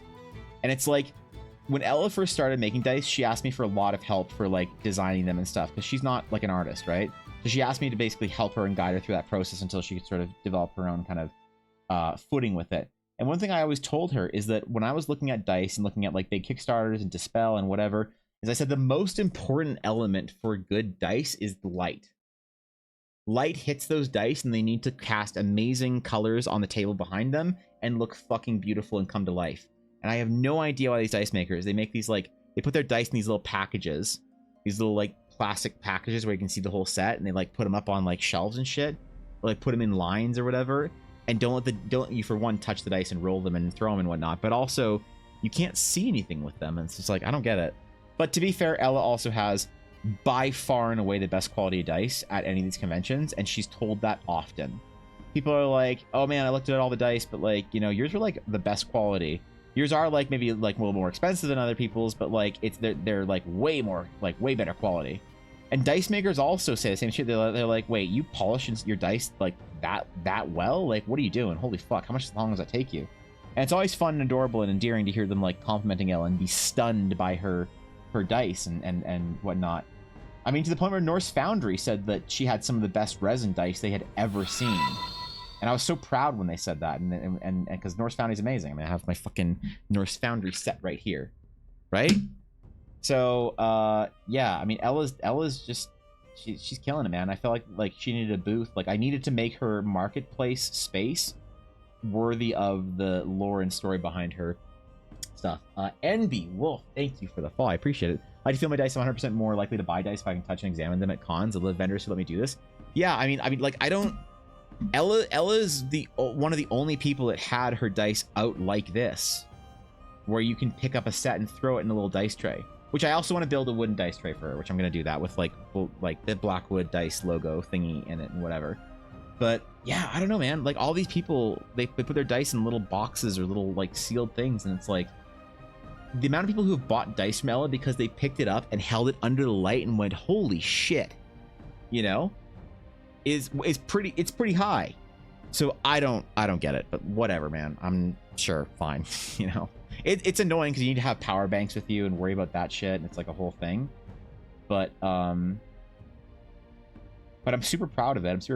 I mean, like a lot of you guys have her dice. You know that like they look ridiculous under light. Like I don't know if has she done a shop update. There's a set I really want to Oh, she's done her shop update yet. The way she photographs them. Right? Like, without light on these, you wouldn't see any of this detail. And other dice makers will have really great sets, but the problem is they won't have this, like, you won't the light, like the whatever they put in their dice, they won't reflect any of the light. So it all just looks like this kind of loosely muted color. But Ella uses like intense light on her dice here. She doesn't do like the whole like cast light through shadow thingy, but it's like so important for you to see all the like the reflective details. And I never understood why vendors had such great photos of their dice in their store, and they'd go to conventions and their dice would just sort of flop. And I'm like, dude, you are kicking yourself in the crotch by not showing off how great light interacts with your dice. I mean, you remember when the Dispel Kickstarter, that is any picture that Dispel Dice had for their Kickstarter had super intense light on it. Like, these are beautiful, where you can like shine, the light shines through. It's such an intense light that you can see the colors on the, you know, the background. But yeah, everyone takes like pictures with incredible intense light so you can see all the cool little colors and stuff in them. But then at a convention, what? It's just like, you have to take my word for it. Like, bring a flashlight. Like, what are you doing, man? Put your dice out, let people play with them, fucking throw them around. And then also, although to be fair, not like letting people throw the dice has been kind of a double-edged sword, because some people of people who will roll dice and buy their dice based on the roll are only impressed with 20% of the rolls, right? Like, people will like pick up dice, they'll roll and they'll get like a 1 or 2 and they're like, ooh, I'm not buying that set. And I'm like, I kind of roll my eyes and I'm like, yeah, I get it, man. But they'll get like an 11 and they're like, not a very good roll, I'm not gonna buy this set. And you're like, okay, dog. And they're not really like, oh, it's a good roll, until they get like a 15, 16, 17 or whatever, or like a 19, 20 for some people. And I'm kind of sitting there wondering, I'm like, I think you rolled that die 3 times and you got like a 9, a 15, and a 13. That's pretty good, dog. But I guess it's like the emotional sort of like gut instinct of how it feels to get a good roll versus like just a passable roll. A passable roll to a lot of people who choose their dice based on dice that they roll is like, has to be a good roll. A passable roll is a bad roll for them. So they need like the best or whatever, which is always kind of funny to me. But like, I like it. I like the games people play, the superstitions and whatnot for buying dice. I think it's all fun, and you know, as long as it's self-aware, it's kind of funny. The funny thing too about Ella is that she has 2 d20s, right? She has 2 d20s in her sets. So people will roll one die and they'll be like 12, like, I don't know, it's not that good. And Ella's just like, you know, there's 2 d20s in each set. Try the other one. They're like, oh. You mean I get advantage to decide if I like this set of dice? So they take the other die, throw it to 17, you're like, okay, that's not bad. It's always a roll to see if you like the dice with advantage. That's the main thing, man. See if you put the d20s. The one thing that people have requested for Ella for her sets is to add more d6s in. And that's a cool idea. It would, I think, make the sets too expensive. But I think she should have like a special, like, for some sets that she's doing that are like super giga difficult sets, like the geodes or whatever. I think she should maybe try making a mold that's like a super premium, like, product line kind of thing. That's like really difficult to make and a lot more work, but she can put crazy hours into them and make the full set with like the matching d6s and, you know, all that at once. But she has a d6 mold, so I guess she could just do that. She doesn't have to make new molds or whatever. She just needs to cast the d6 mold that she has with the dice when she makes them. I don't know, dog. It's fun. All the photos I have in Dice Goblin support were done in full light box. But your photos are insane of her dice, dude. Like I don't know how you get them, man. You and Blaze have some... That's cute. That's cute. You and Blaze have some pretty, like, crazy... That's also cute. Venus's first dice. Where are they at? Like, look at this shit, dude. Like, the way you can yank those colors out of it is so cool. Like, we know her dice look incredible, but I don't know, man. You show them off like they do, like they look in real life. And I need to because she's got a light box she uses, but it's not this good. And her camera doesn't get these kind of photos out of it. Ella, you need to ask Viddy for permission to use these photos and then just post these photos on social media with no context. There's no context. Post the photos. Don't say anything about them. Just more dice photos on your social media, because people fucking love that shit, and you're not giving yourself the chance to shine. Pretty sure I'm the issue with photos. Yeah, I should probably try and figure out how to do it with you. I mean, pretty math rocks for the horde. I say as someone who plays online. Well, listen, NB, I that's fine. You play online, but I actually prefer to play with physical dice when I'm online. So I don't know. I think that it's reasonable to play with physical dice online. In fact, I think it's better. I think it's better for two reasons, NB. For one, I play online, but I don't particularly like to use D&D Beyond. I have issues with it as a creator, so I don't ever want my stuff to be on D&D Beyond. Love that D&D Beyond's there for it. People love it. Great. But the two reasons why it frustrates me, what D&D Beyond frustrates me, is one, then I don't get to use my dice. And that feels like I'm losing a soulful part of the game for me. So I totally agree. I use my physical dice when I play online. But the other thing is, my players are really dumb. They're like adorable, cute dogs that like are licking the window. And I'm kidding.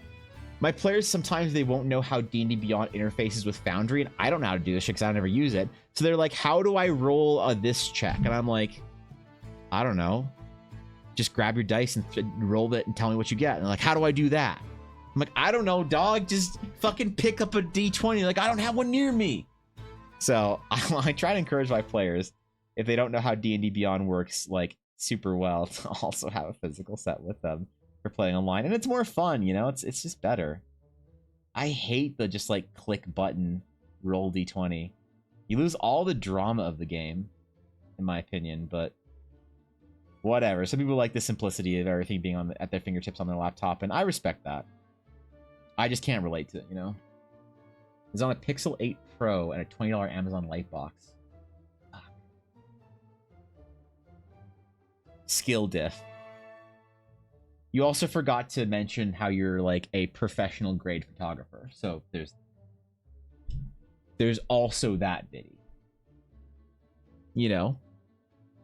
Right? It's like I could do like I can like be like, oh yeah, I drew this on my phone. I was like doodling at the convention. So I doodled this on Samsung Note. Oh, that's my workout split. Right? It's like, oh yeah, I just casually doodled this on Samsung Note, you know, or whatever. Like painted stuff on Samsung Note, not an art program. Oh yeah, super easy. Anyone can get this software. It's like, wait, but there's also an additional factor. And I think you're neglecting to take credit for the additional factor in that video.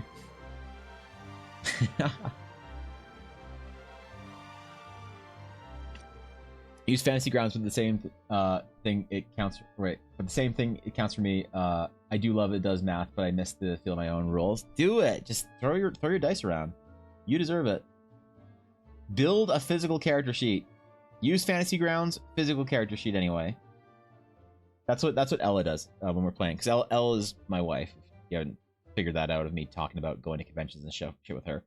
And when we play, she's the only player in our group that has a physical character sheet. And you know what? Hell yeah. She takes her notes by hand in a physical book, and she has a physical character sheet. The hobbyist that would have to be making money doing professional or talking to professional. Well, you'll notice I chose my words very carefully, Viddy. I said professional grade. So I know you're just a hobbyist. I know you do it because you love it, not like as a professional, but I think you're professional grade. I do. I've seen your work, man. On the DM, all my notes and world building are all physical things. I carry 2 binders of lore. That's beautiful. That's fucking beautiful. Perfect. Perfection.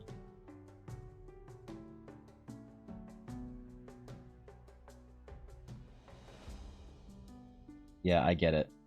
I get it. I use Google Docs for all my notes, but I kind of wish I could do physical. The problem with physical is I may be an artist, but I have atrocious handwriting. and it takes me, I have to write very slowly to have good handwriting. And I never learned that skill, I guess. So if I did my notes physically, it would take me way too long to do them.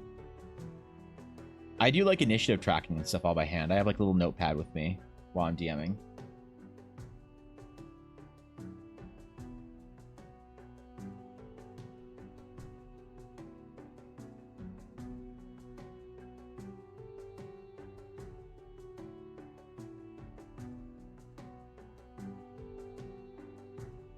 Definitely need to get on your social media, Ella.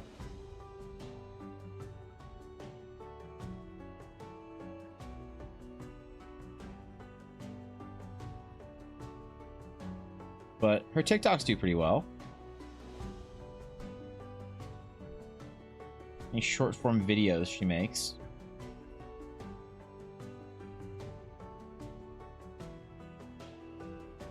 It is hard though with dice makers and TikTok because so many of them have like sort of businessified it to the point where the community sees dice maker TikTok and they kind of like don't collectively roll their eyes, but there's like less interest in it. You know what I mean? You think so? Yeah, man. I've seen your stuff. What are you talking about?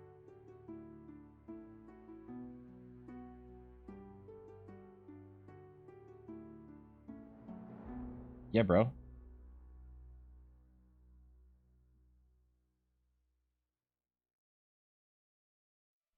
Okay. We're not going to focus too much in the foreground. I'm just going to draw some cool shit in the background, and then we'll wrap her, I think. Maybe I should do some more rune. Let me do a couple more stones. Real quick. I'll spend like 2 more minutes doing little rune stone thingies. Little chunks and shards and whatever.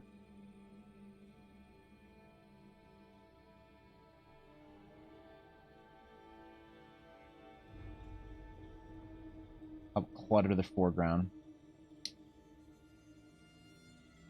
This is difficult though because when the players went here, they kind of didn't really engage with the exterior of it all that much. They kind of more went just inside and because there's like a big tempest storm wrapped around this that I don't really want to draw. I'm kind of drawing the interior of it a little bit, but I'm changing it around a small amount.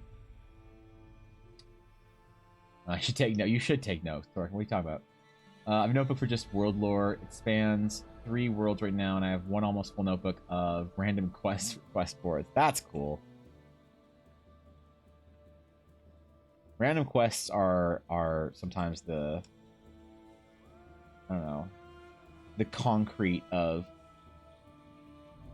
base that an adventure starts off with. I like them quite a bit. Quest boards and shit like that I think is some of the most fulfilling adventure that gets passed around the table. I need to make like I have a whole bunch of random encounters and shit like that like written down, but I kind of need to make like some quests like that. Think it through a little more.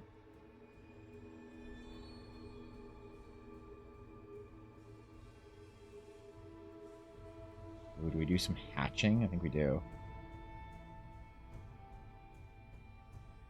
Not too much. Not got crazy here, all right?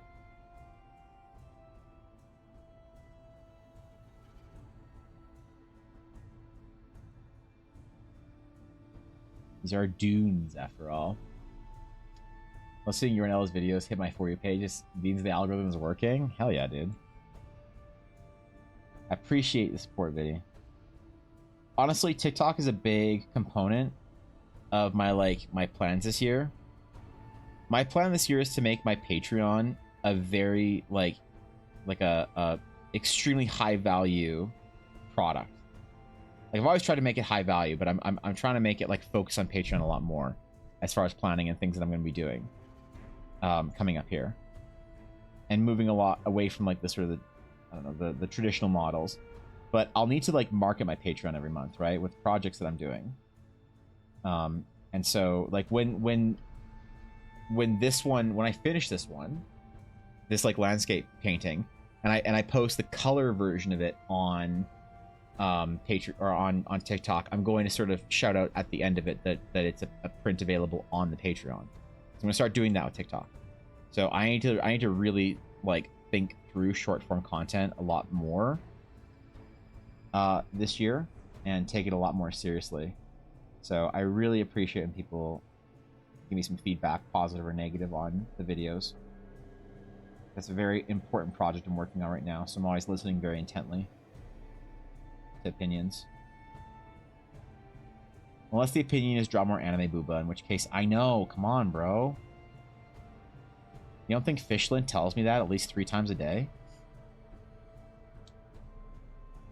Find also to have it base ones down so my players can read the board and I already have things semi-prepared. Yeah, that's true. It helps sometimes, like, because like sometimes players expect, like, oh, go to a new town, see what the quest board is, go to the shop or whatever. That's sometimes stuff that I like to have prepared, like, kind of a little more generally ahead of time, so that I kind of like have the inns and the stories and the whatever and the people and the blacksmith all kind of figured out. That's what I'll write when I have my players going somewhere in the world, is I'll write what the town has. So the quest board has a couple things, the Adventurers Guild has a couple things, and then what the players do in the town will be often very different from what I kind of prepare for, but I'm okay because the occasional time they do prepare for that, it's you know, it's good. And then as I'm writing the campaign guide for everything, it's like pretty chill because you just, you know, you just like use that again, right? I want to use our Astral Sage because I like it and I want to. Screw you. Don't judge me.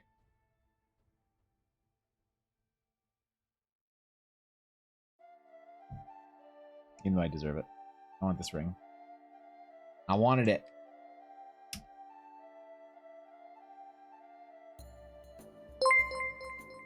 I'm gonna do it. You can't stop Congo me. Bongo, not part of the meta, but a solid all-rounder. Not part of the meta? Alright, let's see.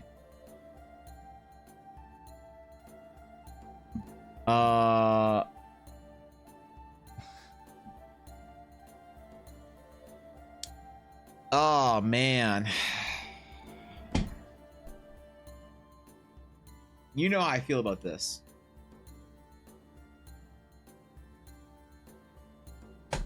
Maybe the only creature to get like a 6.9. Or sorry, 9.6. The 6.9 is very different. Probably an overall like 9.6. 9.7? You know what? I think I need to be fair. Why don't I just rate it a 9.9 or like a 9.10? You know what? Fuck it. I'm the one that decides these rankings and these ratings. I am going to rate this chonker easy like a 10.10 or a 10.11. He has more than 3 toes. I don't care. He still conquers the meta. That's a good one. Yeah, 10.11 I think is probably 10.11 out of 10 is the official orangutan rating for the week. That's a good one, man. That's a chunky boy right there. 300 bits, by the have you tried uploading the same video as YouTube Shorts? I have. It's a little more annoying, and I haven't done enough of them, but I've done a couple, and they've done okay. I actually don't know how they've done, really. I haven't checked up on them in a while. I go to YouTube. Fuck. And we're back. Fuck. I don't want what is this autoplay shit? View your channel. Shorts. Let's see. Oh, that's cool. That's decent. That's decent. Yeah, I mean, 450 views, 63, 213. I guess nobody cares about characters, man. Yeah, I need to upload the rest of them from TikTok onto YouTube. Definitely. Instagram and Twitter as well. Just so focused on TikTok. That's a good or bad thing, I don't know.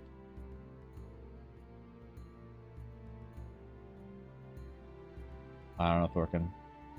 Shorts are a bit tougher. The shorts I wanted to develop from stream clips, but problem is that requires editing, and my plans for that kind of fell through, which fucking blows.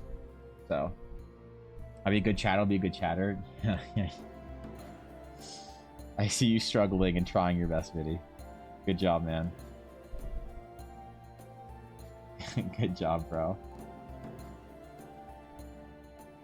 You're working hard, man. You're working hard.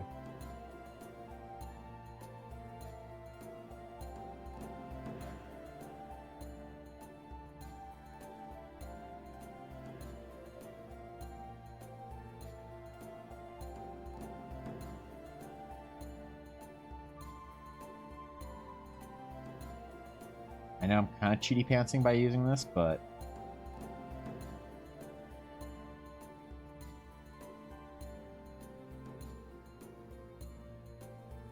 I also have a hard time caring because I wanted to. And Ellie requested something from my game, so I can do whatever I want. Sometimes I type a message and then remind myself which chat I'm in. Jesus.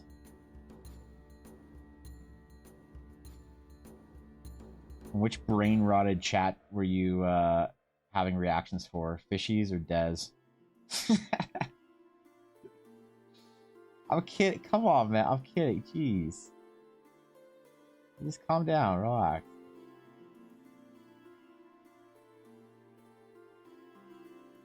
I should probably unage gate my, or like age gate my stream so I can proceed to degen mode. I was thinking about doing that. I just don't know if it makes your stream harder to discover on Twitch. There's no like concrete science or evidence of it either way. Right now, no one seems to really know what the deal is. Also ready to play Aurora in every lane. Toxic. Toxic. All of the above, correct. Correct answer is correct, Duria, yes.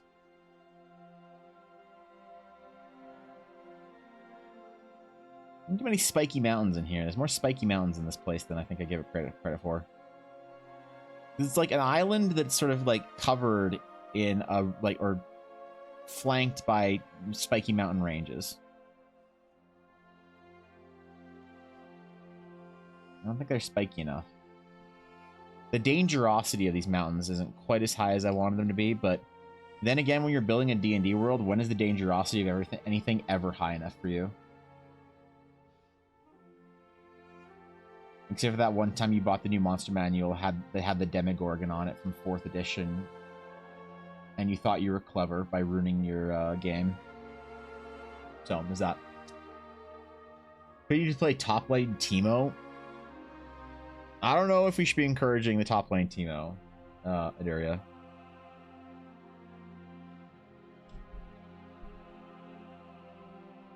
And don't encourage the nerds to top lane at Teemo. We want them to survive their toxic wasteland that is their league all chat. Not destroy it. I don't care who you are, no one can beat my league name. What's your league name? I'll rate it. I'll rate your league names. Captain Teemo on duty? Stop. It's not enough time. More time must pass. I was thinking about creating a new league account, playing it for 1 week, one-tricking Nami, and making a YouTube series about it.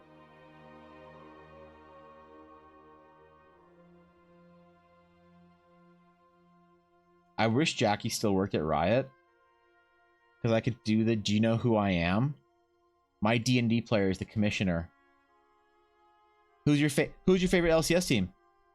Yes, right. I'll have her rig the next script to be against them. I'll offer in-game EXP to rig the next script.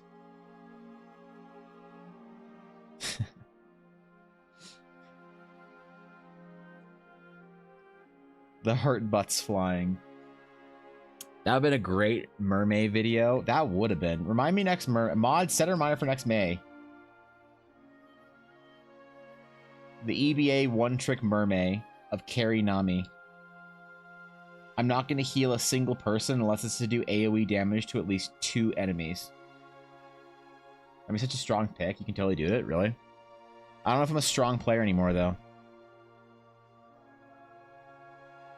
I think I'm washed, man. I'm as washed up as. Never mind. I can't shit talk League players. Korean esports fans go hard. I can't do it. I can't even make a joke.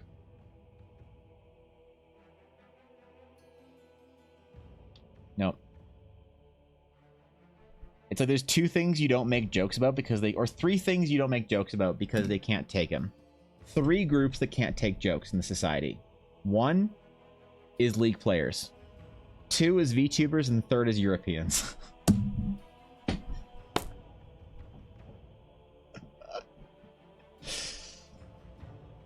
Ah, God. Okay, I'm sorry. I'm sorry, man. I'm done.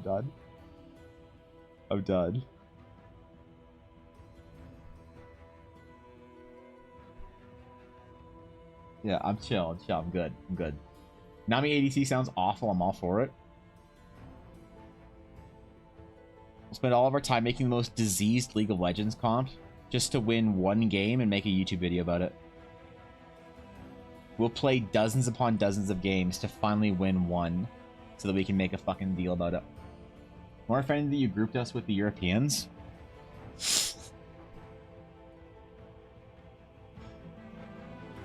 Look, Europeans can take a joke, but not if Americans were also a target. Right? You make a joke about, like, Europe or some shit, and, like, Europeans are all like, aha, funny, yeah, it's funny because I understand. What a relatable and humorous observation about European Union. But if it's a joke about something that also happens in America, then they just lose their sense of humor altogether.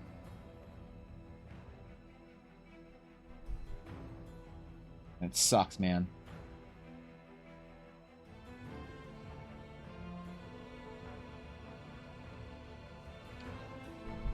That's why I love Australians. Australians, you can shit talk the most, and they always think it's funnier than you do. Canadians, we can't take a joke either. We try to be polite, but let's face it, we're too ashamed of how cold and miserable it is here that we can't actually take a joke either. But we don't get mad, we just get sad. You're like, shut up, you maple tree hugging fucking weirdo. No one likes you. Your fucking flag's a leaf. And we're just like, ah, man, that's shit. Ah, he got me. Ah, damn. Ah, damn. A French VTubing League player would be Hellspawn? There's gotta be one. There has to be one. Of course, you can completely protect yourself from 2/3 of those by just surrounding your home in a moat of grass. After all, touching it would kill them instantly. That's fair. Sorry, is all three French League playing VTuber? You're right. You're right. Maybe, dude. Can she take a joke? I almost made a joke about her just now, but I wasn't sure if she could take a joke, so I didn't make the joke.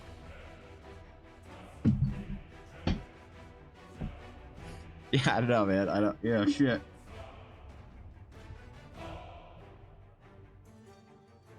Yeah, fuck. Your plans are foiled. It's hard to take a joke when your biggest stars are Terrence and Phillip. Whose biggest stars are Terrence and Phillip? If you only take a joke, she'll monetize it. She would. That fucking Adidas wearing ass.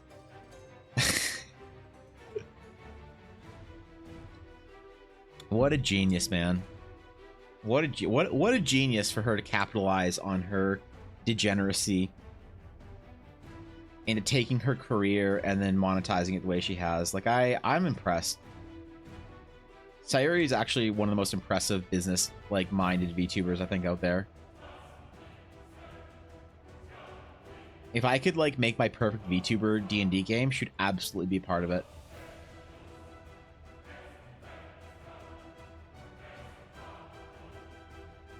%. Wait, I gotta sign this, don't I? Shit.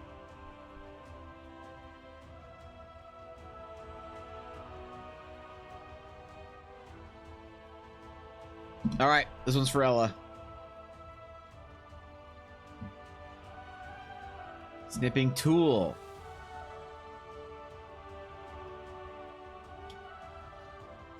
Discord posts.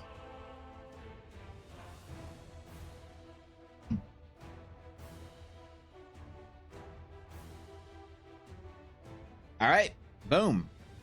Ruins get. Last time she had a terrible personality, TBH? Really? Canada making a South Park reference?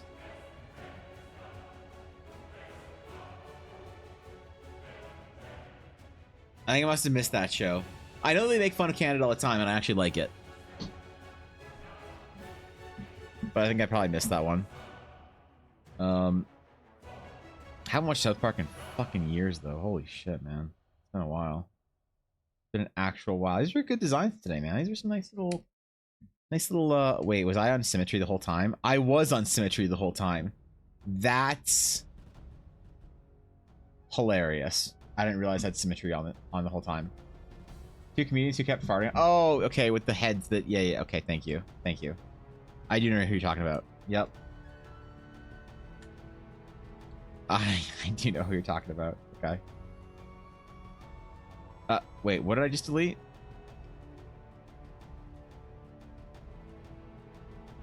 Okay. That was almost bad. Almost bad. Now, do I make 3 videos out of these or 1 video out of it? I don't know if these are good enough to pass as 1 video. Because they're not, like, detailed enough. Let's see what they look like real quick.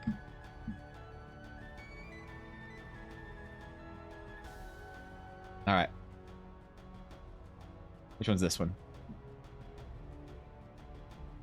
This was... Ooh, this is the castle. Oh, I moved the frame. Oh. Fuck, man. Okay, that's cool. That's cool. Ah, shit. I didn't realize I moved the frame at some point. Wait, that's not it. This is the first one that we did today, I think.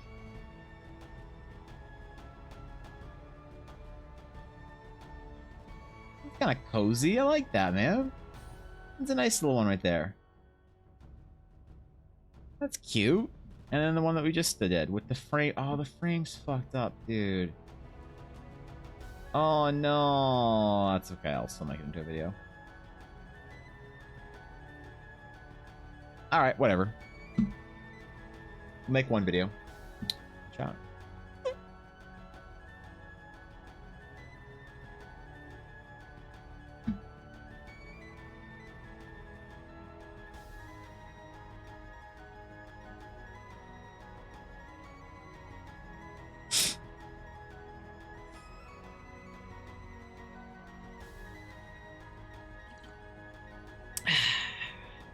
Just satisfy you, Thorkin.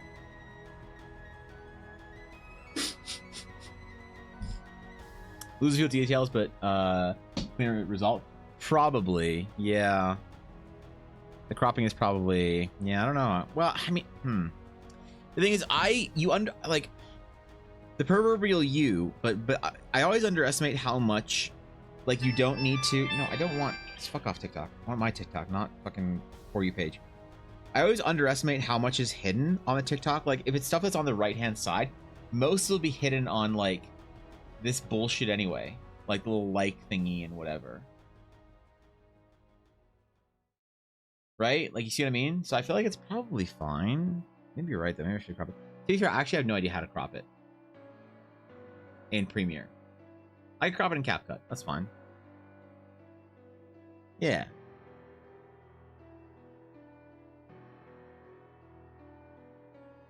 Yeah, that's fine. That's Gucci. Ugh, what a week, man. We got back into streams, bro. We did the first full week back from being gone. That was fun, man. I think that's about all we're doing. That's about it for today. It's a little shy of the end time, but I don't really want to start a whole ass another one, because that's a lot.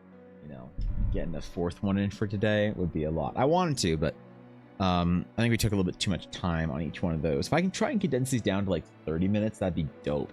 Because then I could get 5 done in a 4-hour period.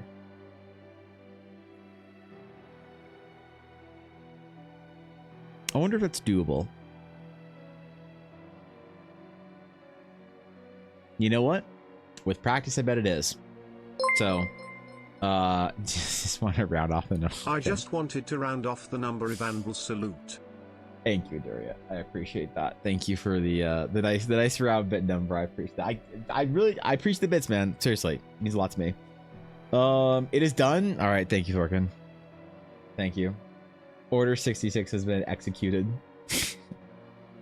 All right, guys. I'll probably live on Monday. I think Monday is gonna be my first Monday live. So maybe there'll be an app message in the Discord on Monday. Other than that, I got things, man. I got things to do. I got TikToks to make. I got things to edit. I got shit to.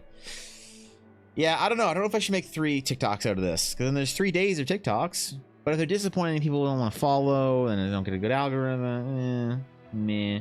Maybe I'll just make this one video. That's probably safer, I think. We'll see. I have the recordings anyway. At the very least, I have the recordings, which I realize is such a nice thing to have now, is recordings of all of my bullshit. So, where's the outro, man? Where it at?